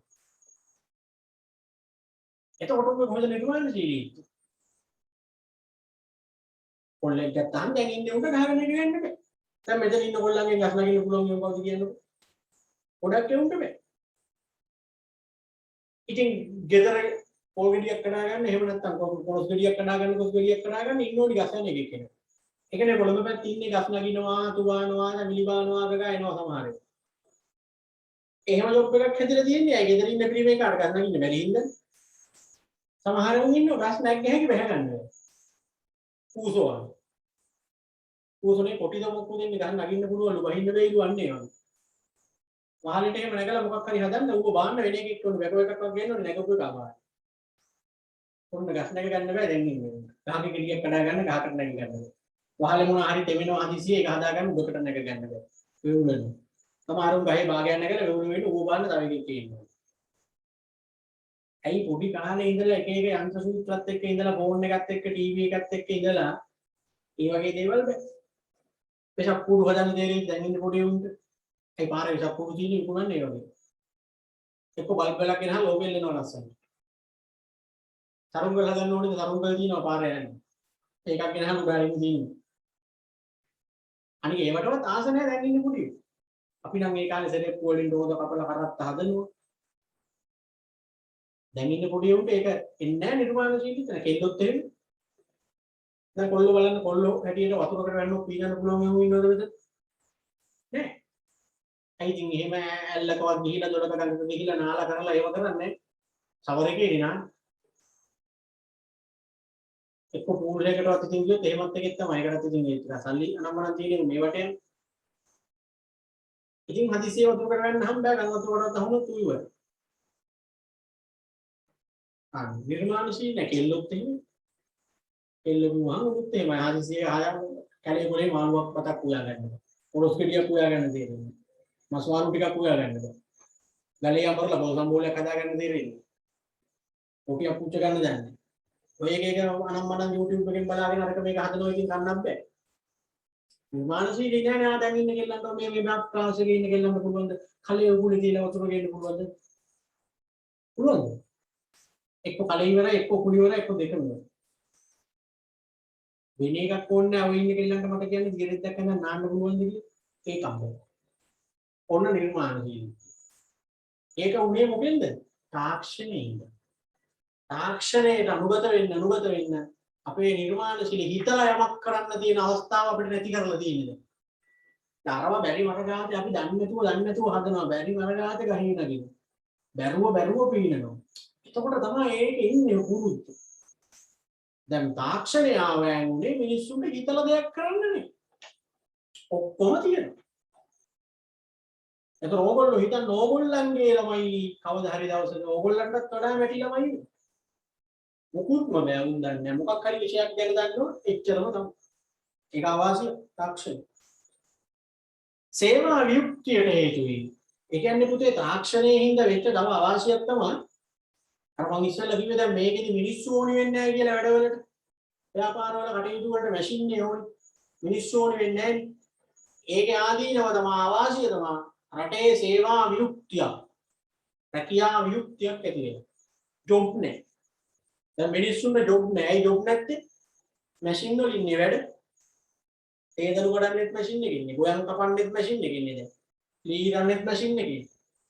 උයන්නෙත් වැඩි හරියක් මැෂින් වල ඉන්නේ. එතකොට මොකටද මිනිස්සු? රැකියාව නැති වෙනවා. ඔන්න ඔවා මතක තියාගන්න නව තාක්ෂණයේ වාසි සහ අවාසි. හිතලා ලිව්වේ හැකි. මහා අපබ්‍රංශ නෑනේ. හරි. ඒ පරිසරය හරි. එතකොට සාර්ව පරිසර බලවේග මේ වෙනකොට කීයක් හරිද? ප්‍රජා ස්වභාවික දේශපාලන නෛතික තාක්ෂණික. පහයි. ඊළඟට තියෙනවා පුතේ ආර්ථික පරිසරය කියන්නේ. ඒව නම් එහෙම ලොකුවට විස්තර කතා කරන්න නෑ. ඒකේ ආර්ථික පරිසරය කියන්නේ රටේ ආර්ථිකය ව්‍යාපාර වලට බලපානවා කියන එක. රටේ ආර්ථික සාධක කියලා කියන්නේ. ඔය ආර්ථික සාධක කිව්වහම අර ඉකෝන් වලට බර වචන සෙට් එකක් තියෙනවා. යොම් ශේෂයේ සේවා යුක්තිය බදු විනිමය අනුපාතය උද්දමනය දලදේශීය නිෂ්පාදනය වුණෝ. ඉතින් ඒවා බලපානවානේ ව්‍යාපාර වලට. දැන් බඩු මිල එන්න වැඩි වෙන වේ කියන්නේ උද්දමනය. ව්‍යාපාර වලට බලපානවද නැද්ද? බලපානවා. ඒ ඉතින් මිල වැඩි වෙන්න ඉල්ලුම අඩු කරනවා. පොලි අනුපාතය වැඩි එන්නේ බලපානවද නැද්ද ව්‍යාපාර වලට? බලපානවා. පොලි වැඩි වෙන්න මිනිස්සු ණය ගන්නෑ. මිනිස්සු ණය ගන්න නැහැ කියන්නේ ව්‍යාපාර පිහිවීම අඩු වෙනවා. ණය අරන්නේ බිස්නස් කරන්නේ. ගෙවුම් ශේෂය එන්න ඍණාගයක් ගන්නවා. රුපියලයේ එන්න අඩු වෙන්නේ ඒකේ. ඩොලරේ ඉහළ යන්නේ ඒකේ. ඉතින් ව්‍යාපාර වලට බලපාන්නේ නැද්ද? ඔය බලපාන දෙන්නේ ලස්සනට. අර වගේ ගන්න තහනම් ගියයි මේ වගේ ගන්න තහනම් ගියයි. ඒවට එක එක හේතු හදාගෙන මේගොල්ලෝ මයික් ඉස්සරහට ඇවිල්ලා කියුවට ඒ ඇයි ඒ ඩොලර් නේ රුපියල් 200ටත් එහා එක ඩොලර් එකක්. එහෙම උනේ ඇයි? මේ රටේ ආර්ථික සාධක. ඉතින් ඒකට ඒක ව්‍යාපාර වලට බලපානවා. දැන් බලන්නකෝ ඉලෙක්ට්‍රික් බඩු වල ගණන්. වාහන තියෙන මිනිස්සු එකට එකක් නෙවෙයි එකට දෙකක් විතර වැඩි කරලා ගණන් කියන්නේ. ටීවී එකක් ගන්න ගිහින් බලන්න. ෆෝන් එකක් ගන්න ගිහින් බලන්න. මොන ඉලෙක්ට්‍රික් බඩුවක් ගන්න ගියත් දැන් එන ගන්න. ඇයි? යොම් ශේෂ කේස් එකක් උතනදී. දේශපාලඥයෝ ඇවිල්ලා එක එක බයිලා ගැහුවට මයික් ඉස්සරහට ඇවිල්ලා අර හින්දා මේ හින්දා එහෙම කියලා ඇවිල්ලා ඉතින් අපේ ආර්ථිකය කඩා වැටීම තමයි. ඩොලර් නැති වෙන එක එක හේතු කිය අර මේව ගෙන්නන එක තහනම් කරනවා. ඇයි ඉතින් තව ගෙන්නුවොත් එහෙම තව යනවා ඩොලරේ. ඕම ගිහින් කාලෙකදී අපිටත් වෙන්නේ අර කොහෙද රටක වගේ මම හිතුවේ උගන්ඩාවේද කොහෙද අන්න ඒ වගේ පාන් ගෙඩියක් වගේ ගේන්න shopping කවරෙන් එකක් සල්ලි අරන් යනවා. අර කොහෙද රටක තියෙන විල්බරක් එක සල්ලි අරන් ගිහලා පාන් ගෙඩියක් ගේන්න. එහෙම දැන් වේගෙඩනේ යන්නේ. රුපියල් 1000ක් අරන් ගිහලා ලොලු ಜಾති හතරක් ගන්නකො 1000යි කර. රුපියල් 5000ක් අරන් ගියොත් shopping කවර් දෙකේ shopping කවර් එකක් ගේන්න බඩු ගේන්න පුළුවන්. ඈ ඒක තමයි ආර්ථික පරිසරයේ බලපෑම කියන්නේ. ආයෙන උපසාධක ටික ලියා ගමුකෝ. ආර්ථික පරිසරයේ බලපානවා කියුවට ඔය බලපාන්නේ මොනවද කියලා. එයන්න මිල මට්ටම.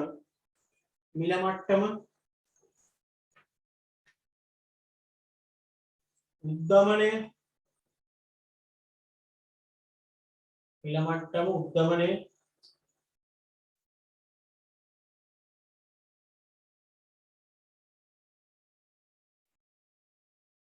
විනිමය අනුපාතය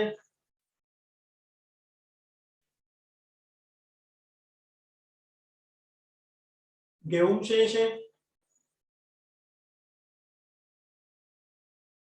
දලදේශීය නිෂ්පාදනය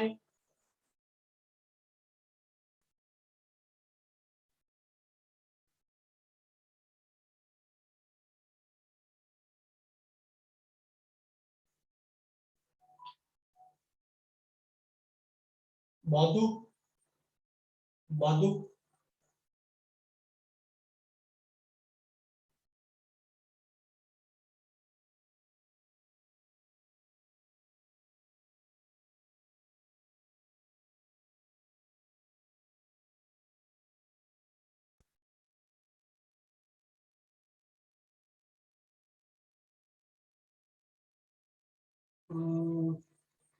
වැය කළ හැකි ආදායම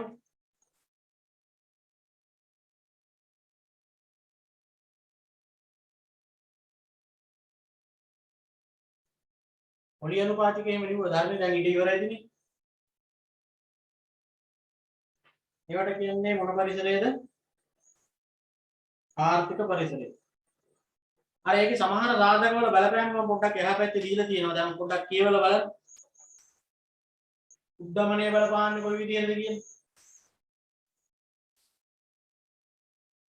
රටේ උද්දමනයක් පවතින විට අමුද්‍රව්‍ය බලශක්තිය ශ්‍රමය වැනි යෙදවුම් වල පිරිවැය ඉහළ යනවා. ඒවා ඉහළ යන්න භාණ්ඩ වල මිල ඉහළ යනවා. මොකද ඒවා යන්නේ ඉතින් හදන්නේ. පොලි අනුපාතය ඉහළ යාම. ලියන්න එතන මෙහෙම. පොලි අනුපාතය ඉහළ ගිය විට පොලි අනුපාතය ඉහළ ගිය විට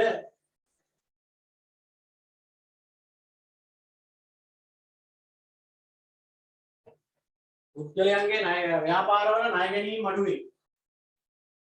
ව්‍යාපාරවල ණය ගැනීම අඩු වේ.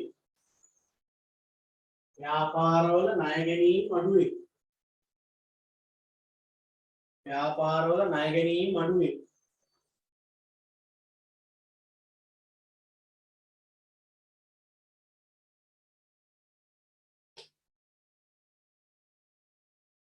එවිට ප්‍රති ආයෝජන අඩු වේ. එවිට ප්‍රති ආයෝජන අඩු වේ. එවිට ප්‍රති ආයෝජන අඩු වේ. එවිට ප්‍රති ආයෝජන අඩු වේ.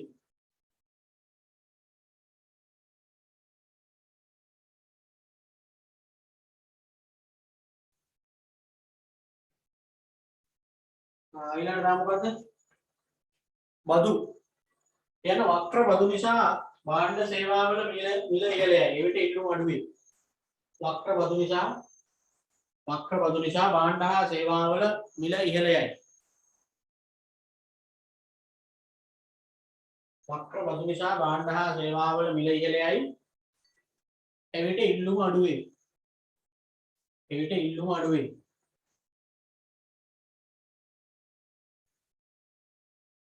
එවිට ඉල්ලුම අඩු වේ.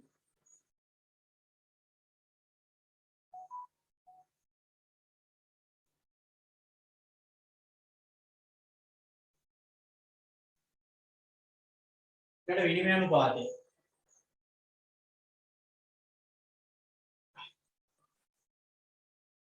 විනිමය අනුපාතය කියන්නේ රුපියලේ ඩොලර් එකයි මාරු වෙන අනුපාතයටනේ.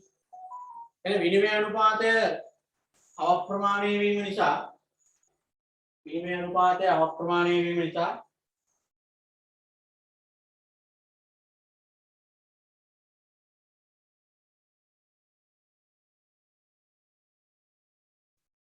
ආනයන හා අපනයන කටයුතු වලට බලපෑම් සිදු වේ. ආනයන හා අපනයන කටයුතු වලට බලපෑම් සිදු වේ.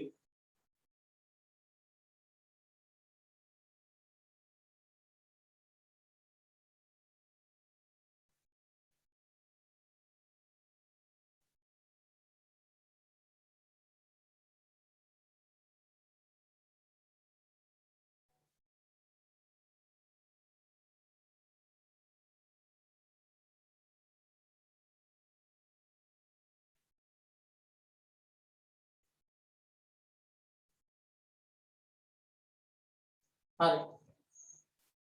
ඔන්න ආර්ථික පරිසරයේ කතන්දරේ හරි ඒක එහෙම විස්තර කතා කරන්න නෑ. අර ඉතින් ආර්ථික පරිසරය කියන්නේ රටේ ආර්ථික සාධක කියන එකනේ. ඒ ආර්ථික සාධක කියන එක පුතේ ගෙලින්ම මිනිස්සුන්ගේ ක්‍රය ශක්තියට බලපානවා. එතකොට ඒක කොහොමත් ව්‍යාපාර වලට බලපානවා. ක්‍රය ශක්තිය කියන්නේ මිනිස්සුන්ගේ මිලදී ගැනීමේ හැකියාවට බලපානවා. හරි. ඔන්න තව පරිසර සාධකයක් තියෙනවා සමාජ හා සංස්කෘතික පරිසරය කියන්නේ. දැන් මේ සංස්කෘතිය කියන එක ගැන අර අභ්‍යන්තර පරිසරයේදීත් ආවා. එතන තිබ්බේ සංවිධාන සංස්කෘතිය කියලා එකක් නේ. එතෙන්දිත් මම ඔයගොල්ලන්ට කියලා දුන්නා සංස්කෘතියක් කියන්නේ මොන වගේ එකක්ද කියලා. අපි කිව්වා සංස්කෘතියක් කියන්නේ නීතියක් නෙවෙයි.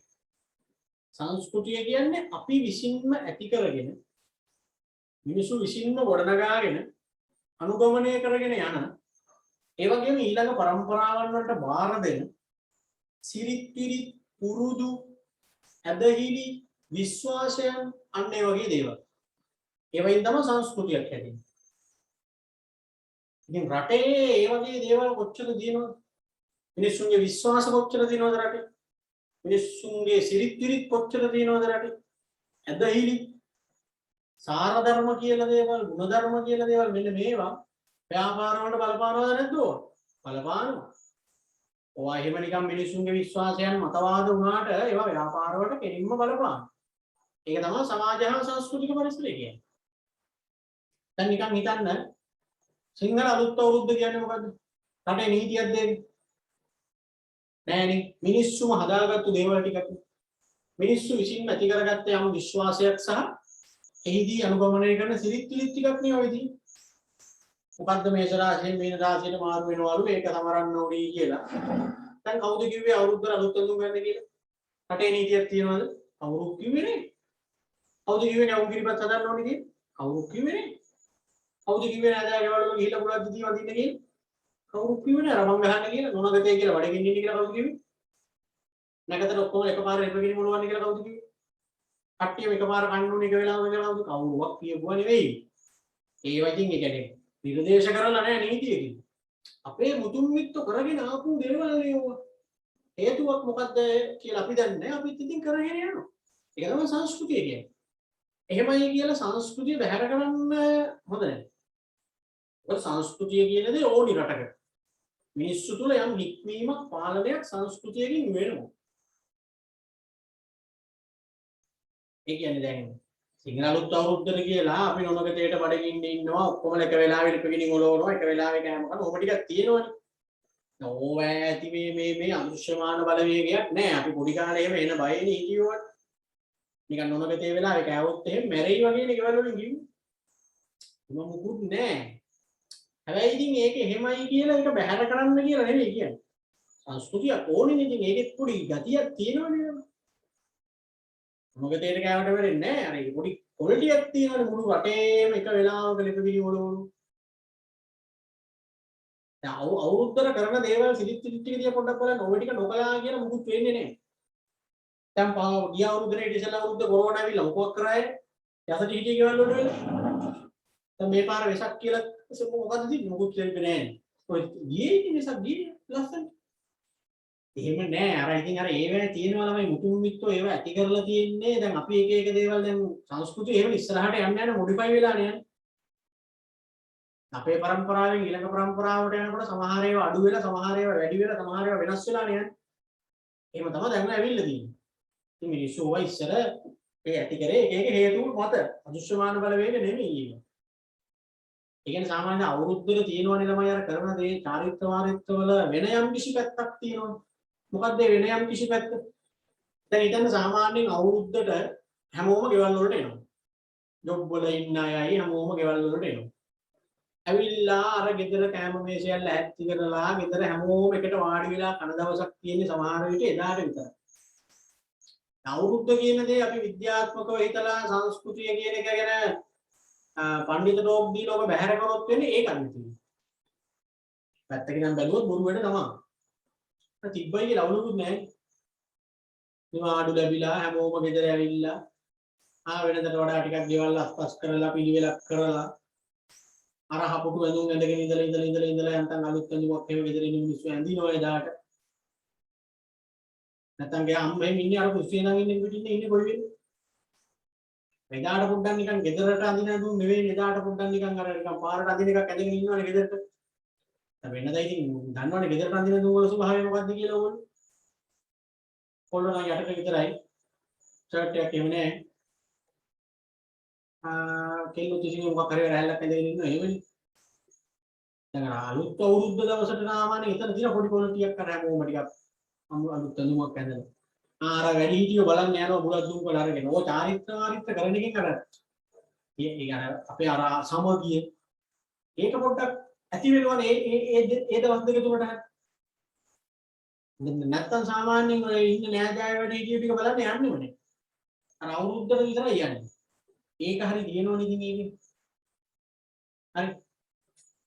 දැන් සමහර විට ඕගොල්ලන්ගේ ආච්චිලා සීයලා බලන්න ඕගොල්ලෝ යන්නේ අවුරුද්දට විතරයි වෙන්නේ. අපේ නම් එහෙමයි. ඉස්සර. දුරනේ. ආච්චිගේ ගෙදර එහෙම වෙනවා ඒකත් බාගෙන අවුරුද්දකට විතරයි යන්නේ. ආච්චි සීයයි කියන්නේ ඕගොල්ලන්ගේ කවුද? ඕගොල්ලන්ගේ ආච්චි සීය කියන්නේ ඕගොල්ලන් කවුද? එක්ක අම්මගේ අම්මයි තාත්තයි එක්ක තාත්තගේ අම්මයි තාත්තයි. එතකොට ළමයි දෙමව්පියෝ බලන්න යන්නේ එදාට විතරයි බොහෝ වෙලාවට. ඒකත් නැති වෙනවනේ ඔය චාරිත්‍ර වාරිත්‍ර ටික අපි පොඩ්ඩක් හිතලා අරගෙන නොකොලොත් ඕව වැඩක් නැහැ කියලා බැහැර කරොත් ඒකයි මම කිව්වේ සංස්කෘතිය තියෙන එක හොඳයි කියලා. ඒකයි නවාසියක් වෙන්නේ නැහැ නේද? අන්න එහෙමනේ. දැන් ඔය ඒ වයසට අම්මයි තාත්තයි. ඕගොල්ලන්ගේ ගෙදර ගැන නිකම්ම හිතන්න ඕගොල්ලන්ගේ ගෙදර දැන් අම්මා තාත්තා ඉන්නවා ඕගොල්ලෝ අයියලා අක්කලා නම් ඉන්න මයිල ටික ඉන්නවා. ඔහොම ගිහිල්ලා ඔයගොල්ලෝ කසාද බඳින වයසේදී එක එක්කෙනා කසාද බඳලා හෙට මෙහෙට යනවා. කවදා හරි දවසක ඔය ගෙදර තනි වෙනවනේ අම්මයි තාත්තයි. දැන් ඕගොල්ලෝ ඉතින් එකට රණ්ඩු වෙවි ඉන්නකොට නිකන් එපා වෙලා ඇත්තේ ඒගොල්ලන්ට. හැබැයි දවසක් එනවා තමන්ගේ ළමයි ටික එකට ඉන්නවා දකින්න අවස්ථාවක් නෑ ඒගොල්ලන්ට. දැන් ගෙදර කට්ටියම එකට රණ්ඩු වෙවි හරි ඉන්නවනේ. දවසක ඕගොල්ලන්ගේ අම්මටයි තාත්තටයි ඉන්නේ මොකද්ද? ඕගොල්ලෝ ඔක්කොමලා එකපාර දකින්න නැති වෙනවා. ඕගොල්ලන්ව ඔක්කොමලා ටික එකපාර දකින්න ඒගොල්ලන්ට එන ආසයි එතකොට. මවමව ඉන්නව පොඩි කාලේ සෙල්ලම් කරපු හැටි ඒවා මවමව ඉන්නව බලාගෙන. ඉතින් අර සිංහල අලුත් අවුරුද්දට විතරයි සමහර විට අම්මටයි තාත්තටයි තමන්ගේ ළමයි ටික එකපාර දකින්න ලැබෙන්නේ. දැන් ඕගොල්ලෝ අවුරුද්දට නෑ දැන් 100 වෙලා ගෙදර ආච්චිලා ගෙදර යනකොට නිකන් හිතලා බලන්නකෝ. අම්මා යනවා ඊළඟට අම්මගේ අක්කා එනවා අම්මගේ නංගි එනවා අම්මගේ මල්ලි එනවා තාත්තගේ කවුද නම් ඒ සෙට් එකේ එනවා. මම කවුද ඔය අර වයසක ආච්චිගේ සීයාගේ ළමයි ටික ඔය එන්නේ. ඒ මිනිස්සු දෙන්න සෑහෙන කාලෙකින් තමයි අර ළමයි සෙට් එක එකපාර දකින්නේ. නැත්තම් ඉතින් ඕගොල්ලෝ ගිහිල්ලා බලලා එනවා ඊළඟට ලොකු අම්මලා ගිහිල්ලා බලලා එනවා ඊළඟට පුංචි අම්මලා ගිහිල්ලා බලලා එහෙම නෙවෙන්නේ. ඔක්කොම එකපාර ගිහයක. අර එදාට විතරයි මේ මිනිස්සු දෙන්න ඒ ටික දකින්න ලැබෙන්නේ. ගෙදර ටිකක් විශේෂ විදිහට පොඩ්ඩක් ඔය කෑම ජාති දෙක තුනක් හදලා පොඩ්ඩක් රහට කනවා එදා. අනික තාත්තා වෙනදට ඉතින් ගෙදර එන්නේ රෑ වෙලා එතකොට ඕගොල්ලෝ කාලා නිදි. අම්මයි තාත්තයි දෙන්නම එක්ක වෙන්නේ රෑ වෙලා නවුරුදු දවසට ඉතින් පොඩ්ඩක් කට්ටියත් එක්ක එකට තාත්තා කවනවා කට්ටියට එහෙම. අන්න ඒක නිකන් පොඩි අමුතු චීනෝනේ පොඩි ගතිය. ඒ හින්දා ඉතින් ඒවා තියෙනවා. එහෙම නැතුව නීතියක් නේ. ඔය මෙලෝදියක් නොකර කොරෝනාත් එක්ක එක අවුරුද්දක් ගත කරේ. ඔය ගියේ ලස්සනට. එතකොට වෙසක් එකට වෙසක් කුඩු හදන්න කියලා කවුද කිව්වේ? කවුරුත් කියලා නේ. ඒ තමයි සංස්කෘතිය අපේ මුතුන් මිත්තෝ විසින් ඇති කරගත්තු දේවල්. ඉතින් ඒගොල්ලෝ ඒ කාලේ හැදුවා. අපි දැක්කා. අපිත් හදනවා. අපි හදනවා අපේ ළමයි බලාගෙන ඉන්න උමුත් හදන්න බැරි කඩෙන් හරි ගියේ. ඒකනේ මම වෙනස් වෙවි යනවා කියලා සංස්කෘතිය. දැන් අපි පොඩි කාලේ නම් වෙසක් කුඩු අපි බටපතුරු කපාගෙන ඇවිල්ලා හැදුවා. දැන් අපිට වෙසක් කුඩු හදන්න ටයිම් එකක් නෑ අපි කඩෙන් ගියේ. අපේ ළමයි දකින්නේ කඩෙන් ගියන එකේ. තුන් කීයක බටපතුරු කපන්න යන්නේ ඊළඟ පරම්පරාව වෙනවා. උන් කඩෙන් ගියේ එහෙම නැත්නම් උන්ට ඒකාට මොකක් හරි ක්‍රමයක් එයි. හැබැයි වෙසක් එකට මොකක් හරි දෙයක් කරයි. අයවල සංස්කෘතිය කියන්නේ. ඇදහිලි. විශ්වාසයන්. ඒවා සමහර ඒවා නම් දින කිසිම පදනමක් නැහැ. එතකොට කිසිම නිකන් මිත්‍යා විශ්වාසක් තියෙනවා. ඔය එක ඒවා පස්සේ මිනිස්සු බොරුවට දුවැරිනවා.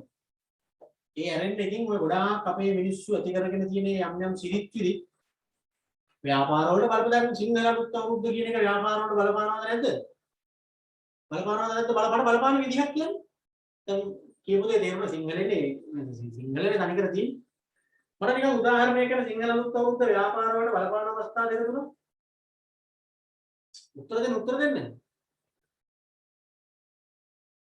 බොරුවට උගන්වනවා වගේ කියන්නේ. ඉරෝසියුමයන් ගැන කියන්නක සිංහල අලුත් අවුරුද්ද ව්‍යාපාර වලට බලපානවා කියලා ඔයාලට පේන තරක් කියන්නේ. හොඳට ඕන අරකට.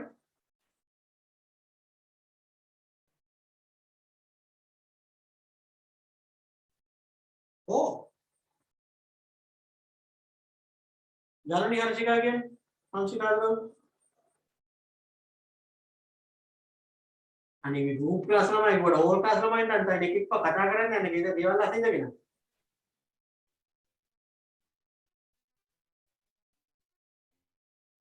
ඇහෙන්නේ නැහැ.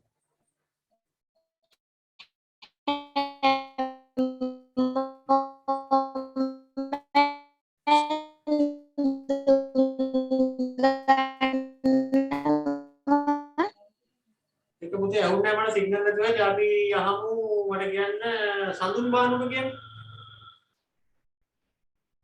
ඉනාලුත් අවුරුද්ද ව්‍යාපාර වල හා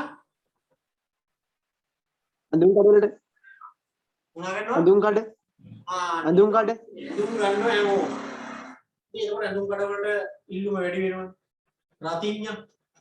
එතකොට අනිකුත් පාරිභෝගික වාහන දැන් ගෙදර කන ආහාර බඩු පරිප්පුව නම් මනම් ඕවත් දිනනවනේ ටිකක් වැඩිපුර. බලන්න අවුරුදු කාලේට බඩු කඩවල ඉන්න සෙල්ලද විශේෂයෙන් ඇඳුම් කඩවල. ඇඳුම් කඩවල එළියෙත් එක්ක පොලිම කඩේ අරින්නේ 8:00ට 7 ඉඳන් ගෑනු ගිහිල්ලා වාඩි වෙලා ඉන්න අර පඩි මිල උපේ. එතකන් ඇඳුම් නැතුව හිටියා වගේ. එතකොට කොහොම ඉල්ලුමක්ද තියෙන්නේ ඒ කාලේ? ඇඳුම් කඩවල. කේක් බිස්කට් වල දෙන ඉල්ලුම. ගමේ කඩේ ජීවිතේ බිස්කට් පැකට් එකක් ගන්න නැහැ. වෙනදට අවුරුදු මාසේ අර එළියෙත් එක්ක අහුරලා මැස්සක් ගහලා බිස්කටුයි කේකුයි. ඒ කොච්චර තිබ්බත් 16 වගේ ගිහිල්ලා හුවොත් එහෙම කේක් එකක් තියනවාද කියලා බඩු ඉවරයි. උලක් දුම්බල වෙනදට ගන්න විතර කන්නේ උන් විතරනේ. අලුත් අරුද්දට හැම එකම ගෙනින දීලා වඳින්න එක කීයක් හරි දෙයි කියලා බලාපොරොත්තු වෙන දෙය නේද කියන යන්නේ. කොහොමද ව්‍යාපාර වලට බලපං. රතින් එහෙම නිකන් ඉන්න ගමන් පත්තු කරනවද? පත්තු කරනවද රිලවුන්ට ඕන. ඒ අරින්නේ ඒවට ඉල්ලුමක් එන්නේ ඒ කාලේටනේ. රිලා වූරු බබර චක්කර ගා තියෙන්නේ. ඔයා නොගේ වට ඉල්ලුමක් එන්නේ හැටි ලස්සන. අවුරුදු ලඟ වෙනකොට බලන්නකො හැම තැනම පාරවල් ලයින් රතින් යන රිලා වූරු කුරන කඩවල. එතකොට ඇඳුම් හැම තැනම දාගෙන විකුණනවා ඒ වගේම විකිනෙනවා එළෝලු පරිප්පු හාල් ඔක්කොම එහෙම විකින්න වැඩිපුර ඒවා තමයි ව්‍යාපාර වලට බලපානවා කියන්නේ මාර ඉල්ලුමක් නැති ඉන්න සමහර ව්‍යාපාර වලට අවුරුදු සීසන් එක වෙසක් කොහොමද බලපාන්නේ ව්‍යාපාර වල වෙසක් සවුකොළ වලට දෙන ඉල්ලුම බල්බ් වලට දෙන ඉල්ලුම වැඩි වෙනවනේ වෙසක් කාලේ බෞද්ධ කොඩි අවුරුදු කාලේට අර පොඩි මුට්ටි ඒක ඉරි උතුරවන්න බෑ හැමතැනම පාරවලනේ මුට්ටි තියාගෙන ඉන්නවා ඉරි උතුරවන්න කනා මුට්ටි ගහන ඒවට ගන්න බෑ මුට්ටි ඔන්න බලපාන්නේ ඒ තමයි සංස්කෘතිය ව්‍යාපාර වලට බලපානවා කියන්නේ ඒ මිනිස්සුන්ගේ සිරිත් තියෙන්නේ මිනිස්සුන්ගේ තියෙන විශ්වාසය මිනිස්සු එක එක දේවල් විශ්වාස ඒවත් ඇවිල්ලා අපේ මුතුන් මිත්තු ඔළුව වලට දාපුවනේ ඒවා අපිත් ඒ විදිහට විශ්වාසයන් ටික තියාගෙන යනවා. ඒ වගේම ඊළඟ પરම්පරාවත් ඒව බලා ඉන්නවා. ඒගොල්ලොත් ඒ විශ්වාසයන් එතකොට දාගන්න ඔළුවට. දැන් මට කියන්නේ වාහනයක් ගත්තාම ඉස්සර වෙලාම කොහෙද යන්නේ? ඕගොල්ලන් දැකලා තියෙන විදිහට ඕගොල්ලොත් එතකොට ඒ ඔළුවට ගන්නවනේ. වාහනයක් ගත්තාම ඉස්සලාම අසාමාන්‍යයෙන් කොහෙද යන්නේ කියලා කියන්න බලන්න ළමයි. තමයි මිනිස්සුගේ විශ්වාසයක් තියෙන්නේ කොහොමද කියලාද? පන්සලට දේවල්ට. ඔව්. කෙලින්ම දේවාල. කතරගම යන්නේ නැහැ එක්ක සමන් දේවල්. කවුද කිව්වේ වාහනයක් අරගෙන දෙක කතරගම යන්නේ කියලා? ඈ? වාහනයක් අරන් කතරගම යන්නේ කියලා කවුද කිව්වේ? වාහනේ ගන්න තැනින් කිව්වද? එහෙම නැත්නම් ට්‍රැෆික් නවත්තලා බලනවද දෙහි ගෙඩි දෙකයි වෙඩිස් කරලා දෙකයි එල්ලලා තියනවද කියලා කතරගම ගිහිල්ලා? නෑනේ. ඒ ඇවිල්ලා අපේ මුතුන් මිත්තෝ අපේ ඔළුවලට දාපු විශ්වාස. කතරගම යන්න ඕනලු. වාහනයක් ගත්තාම. නැත්නම් හොඳ නැහැලු. ලු ඇයි දන්නේ නැහැ ඉතින් එහෙමලු එහෙමනේ හේතුවක් දන්නේ නැහැ එකෙක්වත් හැබැයි යන්න ඕනේලු දැන් කතරගම ගියේ නැති කාට දැන් ඔබ හිතට වද දෙනවනේ එතකොට අය අර විශ්වාසය ඔළුවේ තියෙනවා අර වැඩි හිටියනේ ගත්තුනේ එතකොට දැන් වාහනේ ගත්තොත් ඔළුවේ තියෙනවා අඩු කතරගම ගියේ නේ දැන් කාටට කිව්වම ඌ කියනවා ඒ කතරගම ගියේ නැද්ද දිවාලියක් ගියේ නැද්ද දැන් කොහොමද නේ දිවාලිය යන්න ඕනේ ඊළ මඩුවක් එම ගැට ගහලා දෙවි දෙකක් මිලිස් කරලා දෙකක් එම ඊළඟ එන්න ඕනේ. එතකොට අර වාහනේ පදින එක හැම වෙලේම ඕක හිතේ හිතේ පදින. ඌ නිකන් කොහේරියක් වෙනවා කි. ඒක හිතේ හිතේ ගිහින්. අන්න විශ්වාසයයි. දැන් ඕවා දන්නේ නැහැනේ ජපන වාහනේ හදලා එවනකොට ජපන දන්නේ නැහැනේ ඔහොම සිත්. දැන් අපි මොකටද ගිහිල්ලා කතරගම ගිහිල්ලා පළතුරු වට්ටියක් දීලා ඕකේ යතුරු ගහලා දිනවා. යතුරු එහෙම මුල ගහලානේ දෙන්න යන්න ආතීඩිය කියන්නේ. ඊළඟ මල් මාලයක් එහෙමත් දාලා දෙහි වල්ලක් එහෙමත් තියලා දීලා ඕක දෙයියන්ට දීලා හපව ගන්නවනේ. ඒ කියන්නේ දෙයියන්ට යතුරු බලන්න දීලා හපව ගන්නවා වගේ එකක් නේද වෙන්නේ. යතුරු අරගෙන ඊට පස්සේ අර දෙහි වල් එල්ල ගන්න එපා. වාහනේ යටි. මොකටද එල්ලනවා කියන්නේ? ආරක්ෂාව. ආරක්ෂාවට උන එල්ලනවා කියන්නේ. ජපන දන්නවනම් ලංකාවට ඊට වඩා අඩුවට වාහනේ වුණා. එන්නමයි වාහන වල ගොඩක් කැලි අයින් කර හැකියි එමුන. අයියේ වීදුරු ඕනේ නැහැ.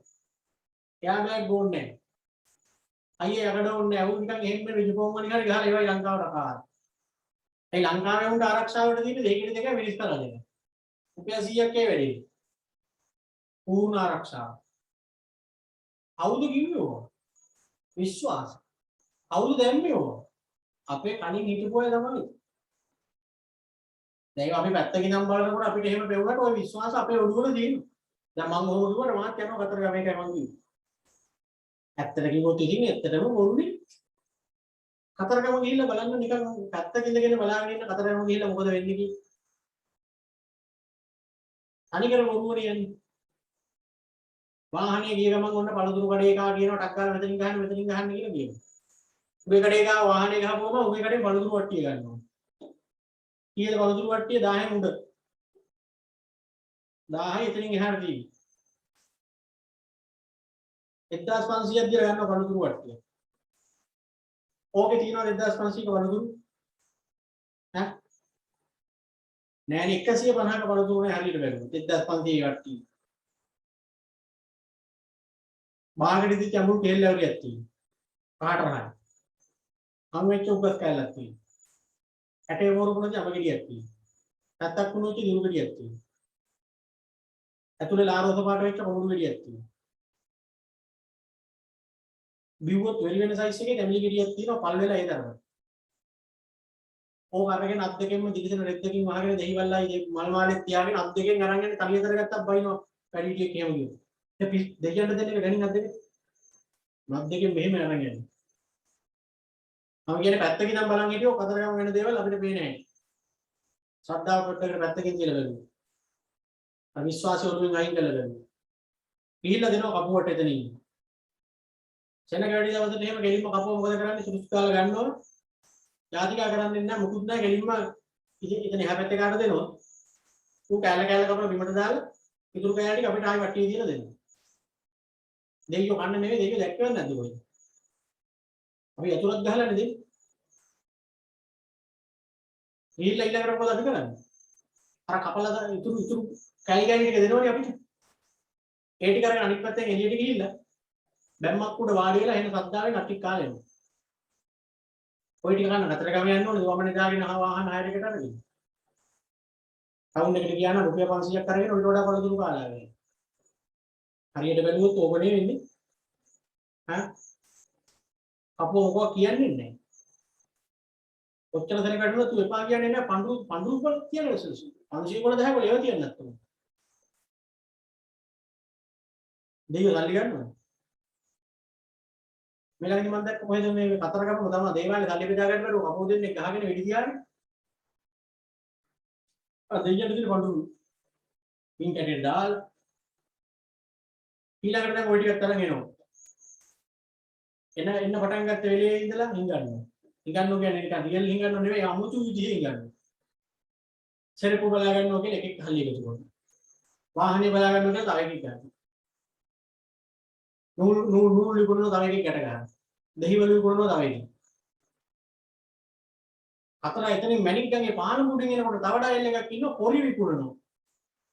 ඒ මොකද පොරි විකුණන්නේ? අර පල්ලෙහා ඉන්න මාළුන්ට දාන්න. අර මාළු එන රොත්තක් උඩ පනිනවනේ අරකට මොනවා හරි දාපු ගමන්. ඒ ටික බලන්නත් එක්ක මොනවා හරි දාන්න එක උන් උඩ එන්නේ.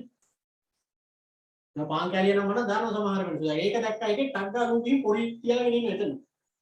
ඉතින් පොරි අරගෙන දානවා මාළුන්ට. මාළුන්ට කන්න දෙන එක දැහැගෙන පින්සිල් වල වේයත් එකෙක් දෙන්නේ කෙම් මෙහෙන් යනවා කියාගෙන. අපේ ආච්චිලා එහෙම ගිහින් ඉන්නවා නම් ඒගොල්ලොත් කියනවා. අනේ සෑහෙන්නේ පිනක් මාළුන්ට කන්න දෙන එක. ඉතින් පොරි පැකට් දෙකක් විතර ඔතෙන්ට දානවා. දාලා එතන ඉන්න මාළුන්ට පොරි දාලා එනකම තිස්සමාරාම පැත්තෙන් අතන තිස්සාවේ අයිනේ තියෙන දිගට බෙදපු මාළු. පහකරකට බෙදපු මාළු පහයි. අතන්දි පොරි දැම්මා අතන්දි ඌව වරලා පුතු බෙදලා කාලා. කොහොම විශ්වාසය. අර පොරි දාපු මාළුව තමයි බෙදලා ඉන්නේ හරි. ඌ මාළුව නෙවෙයි නේද? උන් කකාය. ඒ අස දේවාල තියෙන 60ක් විතර. එක එක ඒවට එක එක දෙයියන්ට බාර වෙන්න ඕන. ඔය සෙල්ල කතරගම කොහෙද මම සැරයක් ගියා. මේ තනිකර කාමරේ පුරෝල තියෙන බේබි සබන්. බේබි සබනුයි ඔය පොඩි ළමයින්ගේ අයිටම් තෝටිවි බේබි සබන් පොඩි ළමයින්ගේ ඇඳුම් ඒවා. ඒ ඇයි ඒක ඒ දෙයියන්ට බාර වුණා ළමයි හම්බ වෙනවා. කවුද කිව්වේ? විශ්වාස. ඒ විශ්වාස පිළිපදින හින්දානේ අර කාමර පිටින් පුරවල වේවෝකෝ සබන් වලට මොකද කරන්නේ දෙයියෝ ගාලා නානවද? දෙයියෝ ගාලා නානව නෙවෙයි ඕවා දේවාලීන් එක විකුණන කඩවලට. ලොට් පිටි. අන්න බලන්න. ඒවිල විශ්වාසී ව්‍යාපාරිකයට බලපාලා නැද්ද? මොකද නැත්තේ බලන්නකො පළතුරු වට්ටේ විකුණන ඒ සල්ලි හම්බ කරන්නේ අපේ ඒ විශ්වාසයෙන් ඉඳලා. දෙහිවලු විකුණන එක සල්ලි හම්බ කරන්නේ අපේ ඒ විශ්වාසයෙන් ඉඳලා. ඒ වගේ වට කතරගම බූන්දි දොදොල් විකුණන කඩ කීයක් තියෙනවද? උන් සල්ලි හම්බ කරන්නේ අපේ මේ විශ්වාසයෙන් ඉඳලා. ඒ යවට තියෙන නවාතම් පහසුකම් දෙන ඔක්කොම හොටෙල් වලින් කීයක් හරි හොයාගන්නේ අපේ අර විශ්වාසයෙන් ඉඳලා. එතන ඉන්න හිඟන්නෝ තනිකර එතන ඉන්න හිඟන්නෝ කියන්නේ හිඟන බිස්නස් තියෙන්නේ. එහෙන් මෙහෙන් ඇවිල්ලා වෑන් එකෙන් දාලා යන්නේ ඒ අවසර ඇවිල්ලා අරගෙන යනවා. උන් ගන්න සල්ලි හම්බ කරන්නේ අපේ අර විශ්වාසය නිසා. කපුවා අතන අර කෑලි කෑලි කපලා දාන පළතුරු ටිකට මොකද කරන්නේ? හා? විසි කරන්නේ ආවෝ ඉතින් එක එක දේවල් වලට ගන්න වෙන්නේ. පළතුරු වලින් එක එක අයිටම් දානවනේ සමහරු. ඔය බාර් එහෙම වහලා තියද්දි බහුවේ කාලේ දැන් මේ කට්ටිය. ඒ වගේ අයිටම් වලට දෙනවා ගෙලින්න. පල්වෙච්ච පළතුරු ටික. අලින්ටත් දෙනවා ඒ අලින්ට දෙන්නේ අපි කියන්නේ වැඩි දෙන්නේ. අපිට කෑල්ල කෑල්ල දෙන ටිකෙන් තමයි අපි අර අන්න බෑනේ අරෝ. ඉතින් අලින්ට දෙන්නේ. ඔන්න බලන්න ඉතින් අතරගම වෙන දේවල් ටික පැත්තකින් ඉඳන් බලන් හිටියොත් ඕක නෙවෙයිද වෙන්නේ කියලා. අනිකර එතන තියෙන්නේ මිනිස්සුන්ගේ මොකද්ද? විශ්වාසය. විශ්වාසයක් නෙහි මම දැක්ක පහුගිය දවස්වල කතරගම කපුවත් මාස් දාගෙන තමයි යාතිකාව කරන්නේ. ඉතින් එහෙම අපි ඔතෙන්ට ගිහිල්ලා දහසකුත් දේවල් ලියනවා දෙයියන්නේ. අරක කරලා දෙන්න මේක කරලා දෙන්න මේකට පිට වෙන්න.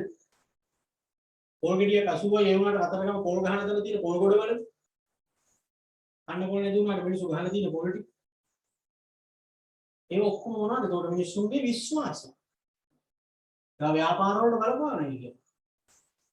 ඒව නම් ඉතින් අර පදනමක් නැති විශ්වාසයක් ඉතින් බලන් ගියා. මිනිස්සුන්ගේ ඔළුව වලට දාපන්. කිසිම තේරුමක් නැහැ බලන්න ඕනේ එතන වෙන වැඩ ටික. අනිකර හැමතැනම වංචාවයි උරුවයි තියෙන්නේ.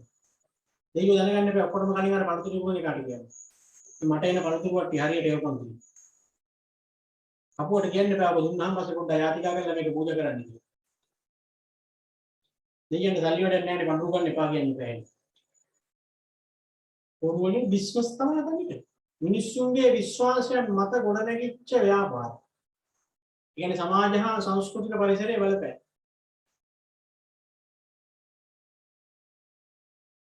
අවුරුද්දට කරන්නේ. වෙසක් එකට කරන්නේ. කතරගම යන්නේ. එතකොට වෙඩින් එකක කරන්නේ. වෙඩින් එකේ තියෙනවා පරිසර තත්ත්වයන් දෙකක් විතර. දැන් වෙඩින් එකේ රෙජිස්ට්‍රාර් ගාවට ගිහිල්ලා කසාද බඳින එක මොන පරිසර සාධකයක්ද? ඉගෙනගෙන ඉවරයි ඒ වා කියන්නට කරලා රෙජිස්ටර් ගාවට ගිහිල්ලා කසාද බඳින එක අපි ඉගෙනගත්ත සාර්ව පරිසර වලින් මොන පරිසර බලවේගයකටද අයිති?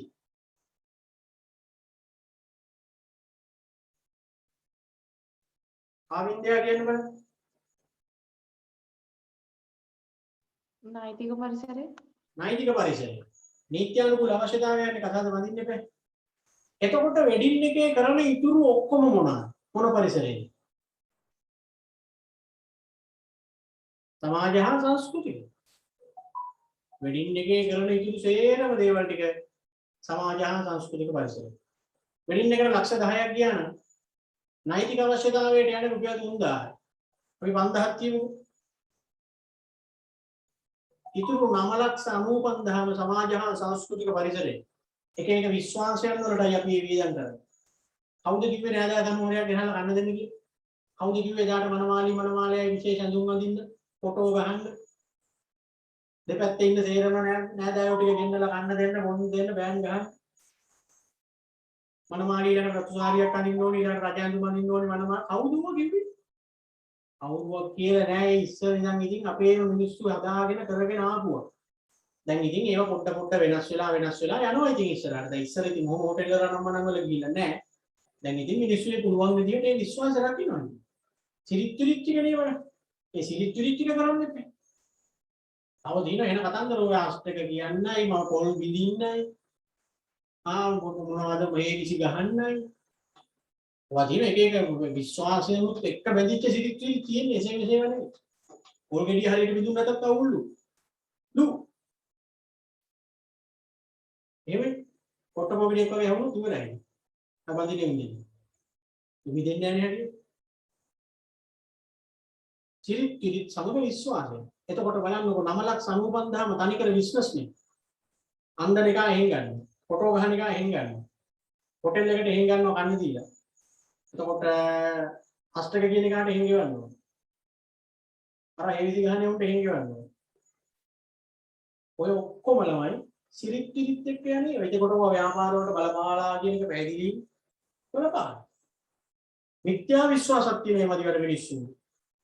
ඔය ඉතින් ගොඩක් ඒවා මිත්‍යා විශ්වාස තමයි බලන් ගියාම. අර ගන්නම දෙයක් නැති නිකන් ගොන් තකතිරු විශ්වාසක් තියෙනවා. ඌනේ චුච්චුක් ගෑවම මේ එළියට යන්න එපා. මොකද කිසිම පදනමක් නැති විශ්වාසයක් නේ. ඌ චුච්චුක් ගන්න නැතුව උඹේ කියන්නේ ඌනා. ඌ ගොරවන්නද සිංහෙක් වගේ ඌනා. කුංචනාද කරන්නේ. ඉතින් ඌගේ සද්දෙනේ චුච්චුක් ගන්න.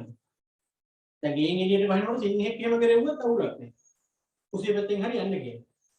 ගෙයින් එළියට වහිනකොට අලියෙක්ගේ ඉස්සරහා ගෑවොත් අවුලක් නෑ. ඒක එකේ යන්න කියලා. මිනිහෙක් මරලා තෝනිය දුන්නක් කමන්න යන්න කියලා. ඌනනේ චුක් එකව.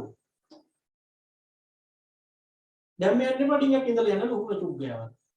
මාර කතන්දරේ යන්නේ මම ඌනට ඌගේ සවුන්ඩ් එක නේ. ඌට චුක් කියන්න දාන්න අපි ගමන් යන්න හදනවා. ඒ ඌ දන්නවා අපිට දැන් මගට ගිහිල්ලා අපේ වාහනේ හැප්පෙනවා අපිට ඇක්සිඩන්ට් වෙනවා මේ ඌන එකෙන් අපිට කලින් ගිහින් ඇවිල්ලා. ගේ ඉස්සරහා කාක්කෙක් කෑ ගැහුවා නෑ දෑ වෙනවා. අපරාධ ඇලෙක්සැන්ඩර් ග්‍රෑම් බෙල් එහෙම දුරගත්තේ හොයාගත්තා. ඒ කපුටගෙන් වැඩේ කරගන්න තිබ්බයි. එහෙනම් අපේ මේ මාතර හපුතුලේ දිහා ඉඳන් නෑ වෙනවා කියලා මේ අපේ ගේ ඉස්සරහා ගහේ ඉන්න කපුට දැකලා. ඒ කියන්නේ ඌ පාන්දර දෙකට විතර එහෙම පිටත් වෙන්නේ නෑ. නෑ දෑ වෙනවා කියලා අපිට පණිවිඩය දෙන්නේ. ඒවා විශ්වාස කරන මිනිස්සු ඉන්නවා. වාහනයකට පූසෙක්කට වුණාම වාහන විකුණනවා. ඕවා තරයේ විශ්වාස කරන්නේ මේ අලුත් පරම්පරාවේ ඉන්නවා. අපි ඔය වාහන බලන්න යනකොට අපේ යාළුවෝ සමහරව කියනවා පොඩ්ඩක් බලපන් පූසෙමයට වෙලක් දන්නේ නැහැ කියලා. ඒලා මේ බල්ලෙක් කැඩුණාට අවුලක් නැහැ. මිනිහෙක් කැඩුණත් අවුලක් නැහැ. නඩු ගිහිල්ලා කොහොම හරි චෙක් කරගන්නයි බලන්න. පූසෙක් කැඩුණා විකුණනවා. ඒ පූස අවතාරයක්. වාහනේ ඊට පස්සේ එක එකව ගන්නවා. බුරුනේ මොන පදනමක් තියෙන විශ්වාසයද? ඔය රැයට යනවා අර කන්ටේනර් ටිපර් අනම් මනම් ලොරියනවා. උදේට හිටපු ගමන් පාරේ පූසෝ ඉන්නවා කෙලින්ම තනිකර පූස ඉෂ්ටි කරන. මාක් එකේ විතරයි පූසගේ තියෙන්නේ පාරේ. ෆ්ලැට් වෙලා. එතකොට ලොරි මග විකුණනවාද කියන්නේ? රෑ පේන්නේ නැහැ කරුණේ දඩස් ගන්නවා එච්චර. පේන්නේ නැහැ දවාලක වගේ යනකොට පූසෙත් ගන්නොත් එහෙම බ්‍රේක් ගහලා දාඩිය දාලා පාරට පිටිපස්සෙන් ආපු වාහනේත් ඇවිල්ලා ඒකේ හැප්පිලා මේ පූසට බ්‍රේක් ගහලා. ඊළඟට ඕකේ තියෙනවා එක එක වතාවක් ත්‍රිපුත් කරන්න. පූසෙ කැටුණාම වාහනේට මේ විතර හතරක් ගෙනල්ලා රෝද හතරකට තියලා විතර හතර උඩින් යන්න ඕනේ. තකතිරු විශ්වාස කියන්නේ ඒක නෙමෙයි මම විතර හතරක් උඩින් යනවා කියන්නේ එතන හතරයි පූසයි පහයි. එක පූසෙක් මරලා ජීවිත පහක් විනාශ කරනවා. හතරක් විනාශ කරනවා. අනිත් එක පූසගේ මලකුණ වාහනේ දාගෙන යන්න ඕනේ කතා කරන්නේ නැතුව දිය කඩਿੱත් එකට දාන්න ඕනේ. පූසෙක් කැටුණා. අන්න පදනමක් නැති විශ්වාස. ඌන චුක් ගානේවයි. ලක්න බලාබලයි. පූසයට වෙනේවයි. පොල් පිටු දෙන්නේ දකින්න හොඳ නෑලු එකෙක් දකින්න හොඳ නෑලු ඔය කෙල්ල ගාව එහෙම දැන් ඉන්න කෙල්ලොත් ඔය විශ්වාස කරනවා. තනි පොල් පිටු දකින්න හොඳ නෑ දෙන්නේ එක දැක්කට කවන්න නෑ කියලා ඔය චීන එකේ චීන අමුතු ඒවා හදාගෙන උළු. හූන නැඟ වැටීමේ බලාපල. ඇඟේ එක එක තැන් වලට හූන වැටුනහම එක එක ඒවා ලිතේ සීනවා. මේ බිත්ති යන මේ විනිවිද පේන මේ සුකුමාල හුවට පුළුවන් දෙච්ච හරියක් කරන්නේ. සමහර ප්ලේස් වලට හුණ වැටුනහම මෙන්න ලිකේ තියෙන හදිසි ධනලාභ. ඉතින් ඕක විශ්වාස කරන එක මගට ගිහිල්ලා රුපියල් 1000 විතර ගන්නවා ටිකට් ලොතරැයි. හදිසි ධනලාභ නෙමෙයි උගේ තිබ්බ 1000 විතර. ටිකට් අරගෙන. සමහර දා විශ්මුතුනට හුණ වැටුනහම මෙන්න තියෙන ලිකේ හදිසි මරණ. ඔය විශ්වාස කරන කෙනා නම් ඌ ගමනක් යනකොට ඉතින් එක්ක ඌ ගමන යන්නේ නැහැ. එහෙම නැත්නම් යනකම් යන්නේ ඒක හිත හිතා. ඌ මරනවා වාහනයකට හැප්පිලා ඒක හිත හිත ගිහින්. හදිසි මරණ තිබිලා හදිසි මරණ හදිසි ධනලාභ. ඔන්න හුණු ඇඟට වැටුනහම තියෙන බලාපල. ස්ත්‍රී සැප. මේ බිත්ති යන හුණ මාරෙක ඉන්න හුණයි කියන්නේ. බොරු. ඒ වෙවිල්ල ඒත් විශ්වාස. ඕවත් බලප ඒකනේ තමයි හිත විකිනෙන්නේ. ඒකනේ හිත විකිනෙන්නේ. හිතේ තනිකර තියෙන ඕනේ මරු සිටින දිශාව. දැන් කොරෝනා හැදිච්ච උන් දිශාව බල බලද වැඩේ. උඩ බලාගෙන නෑ මේ හැම එකම නෑ ඉන්ෆෝ ගන්නද. රාහු කාලේ. ගෙයින් එළිනට රාහු කාලේ පන්නලා යනවා. එතකොට උදේ පාන්දර ගමනක් යන දින එකට රාහු කාලේ නම් උයන්නේ බරක් නේ. අර කරන්න තිබ්බ වැඩේ කඩා කප්පල් වෙනවා. ඒ වගේ තියෙනවා මිනිස්සුන්ගේ ඔක්කොම ඇවිල්ලා මොන පරිසරයේ සාධක දුවා. සමාජ හා සංස්කෘතික පරිසරය. ඒ වුණාද? ඊනාවේ ආවෙන්නේ දැන් කියන්නේ සමාජ හා සංස්කෘතික පරිසරයේ සාධක වෙන විශ්වාසය. විශ්වාසය.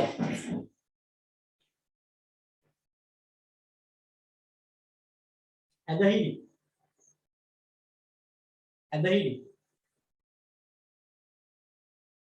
අඟනාකම්. සිරිත් පිරිත්. වටිනාකම්. වටිනාකම්.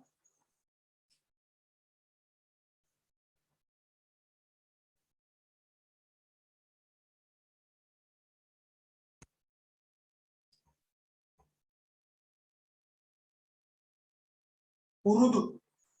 පුරුදු. ආකල්ප. ආකල්ප. ආකල්ප. තමයි සමාජ හා සංස්කෘතික පරිසරයේ තියෙන්නේ. දැන් මේ තනිකර මේ සයිඩ් එක වෙනවනේ. මේ ඔක්කොම සමාජ හා සංස්කෘතික පරිසරයත් එක්ක වැදිච්ච දේවල් නෙමෙයි තියෙන්නේ. මේවා රටේ නීති නෙවෙයි. ඉතින් මේවා මම කියන්නේ මේවා ව්‍යාපාර වලට බලපාන දේවල්. මේ වෙසක් එකට වෙසක් කුඩු හදන ඒවා. මිනිස්සු කතරගම යන ඒවා, නත්තලට කරන ඒවා, දීපවාලි වලට කරන ඒවා. හරි. එවනම් ඔන්න ඒ පරිසරයත් හරි අවසාන වශයෙන් තියෙනවා ගෝලීය පරිසරය කියලා. ඒකින් කියන්නේ ළමයි මේ දැන් අපි ඉන්නේ ගෝලීයකරණය වෙලානේ. ඒ කියන්නේ මුළු ලෝකෙම එකටනේ යන්න වෙලා තියෙන්නේ. ඒ හින්දා ලෝකයේ වෙන වෙන රටවල් වල එහෙම සිද්ධ වෙන යම් දේවල් ව්‍යාපාර වලට බලපානවා කියලා තමයි කියන්නේ. බලපානවනේ ඉතින්. ඇමරිකාවේ චීනයේ හරි කොහේ හරි දැන් බලන්න පහුගිය දවස්වල අපිට කහ නැති වුණේ කහ. ඒ කහ එන්නේ ඉන්දියාවෙන්. ඉන්දියාවට කොරෝනා හැදිච්ච දවස්වල මෙහෙ කහ නැහැ. හරි. ඉතින් ඒ කියන්නේ අපිට වෙන රටවල් වල සිද්ධ වෙන යම් දේවල් අපිට බලපාන. ඒක තමයි ගෝලීය පරිසරය. ආයෙත් උපසාධක ටික ලියාගන්න. ගෝලීය තරඟකාරීත්වය. නිදහස් අන්තර් ජාතික වෙළඳාම.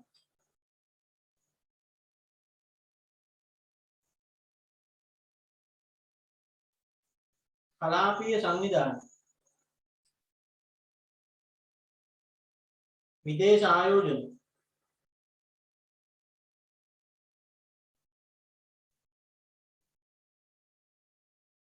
ගෝලීය සංනම්. ගෝලීය සංනම්.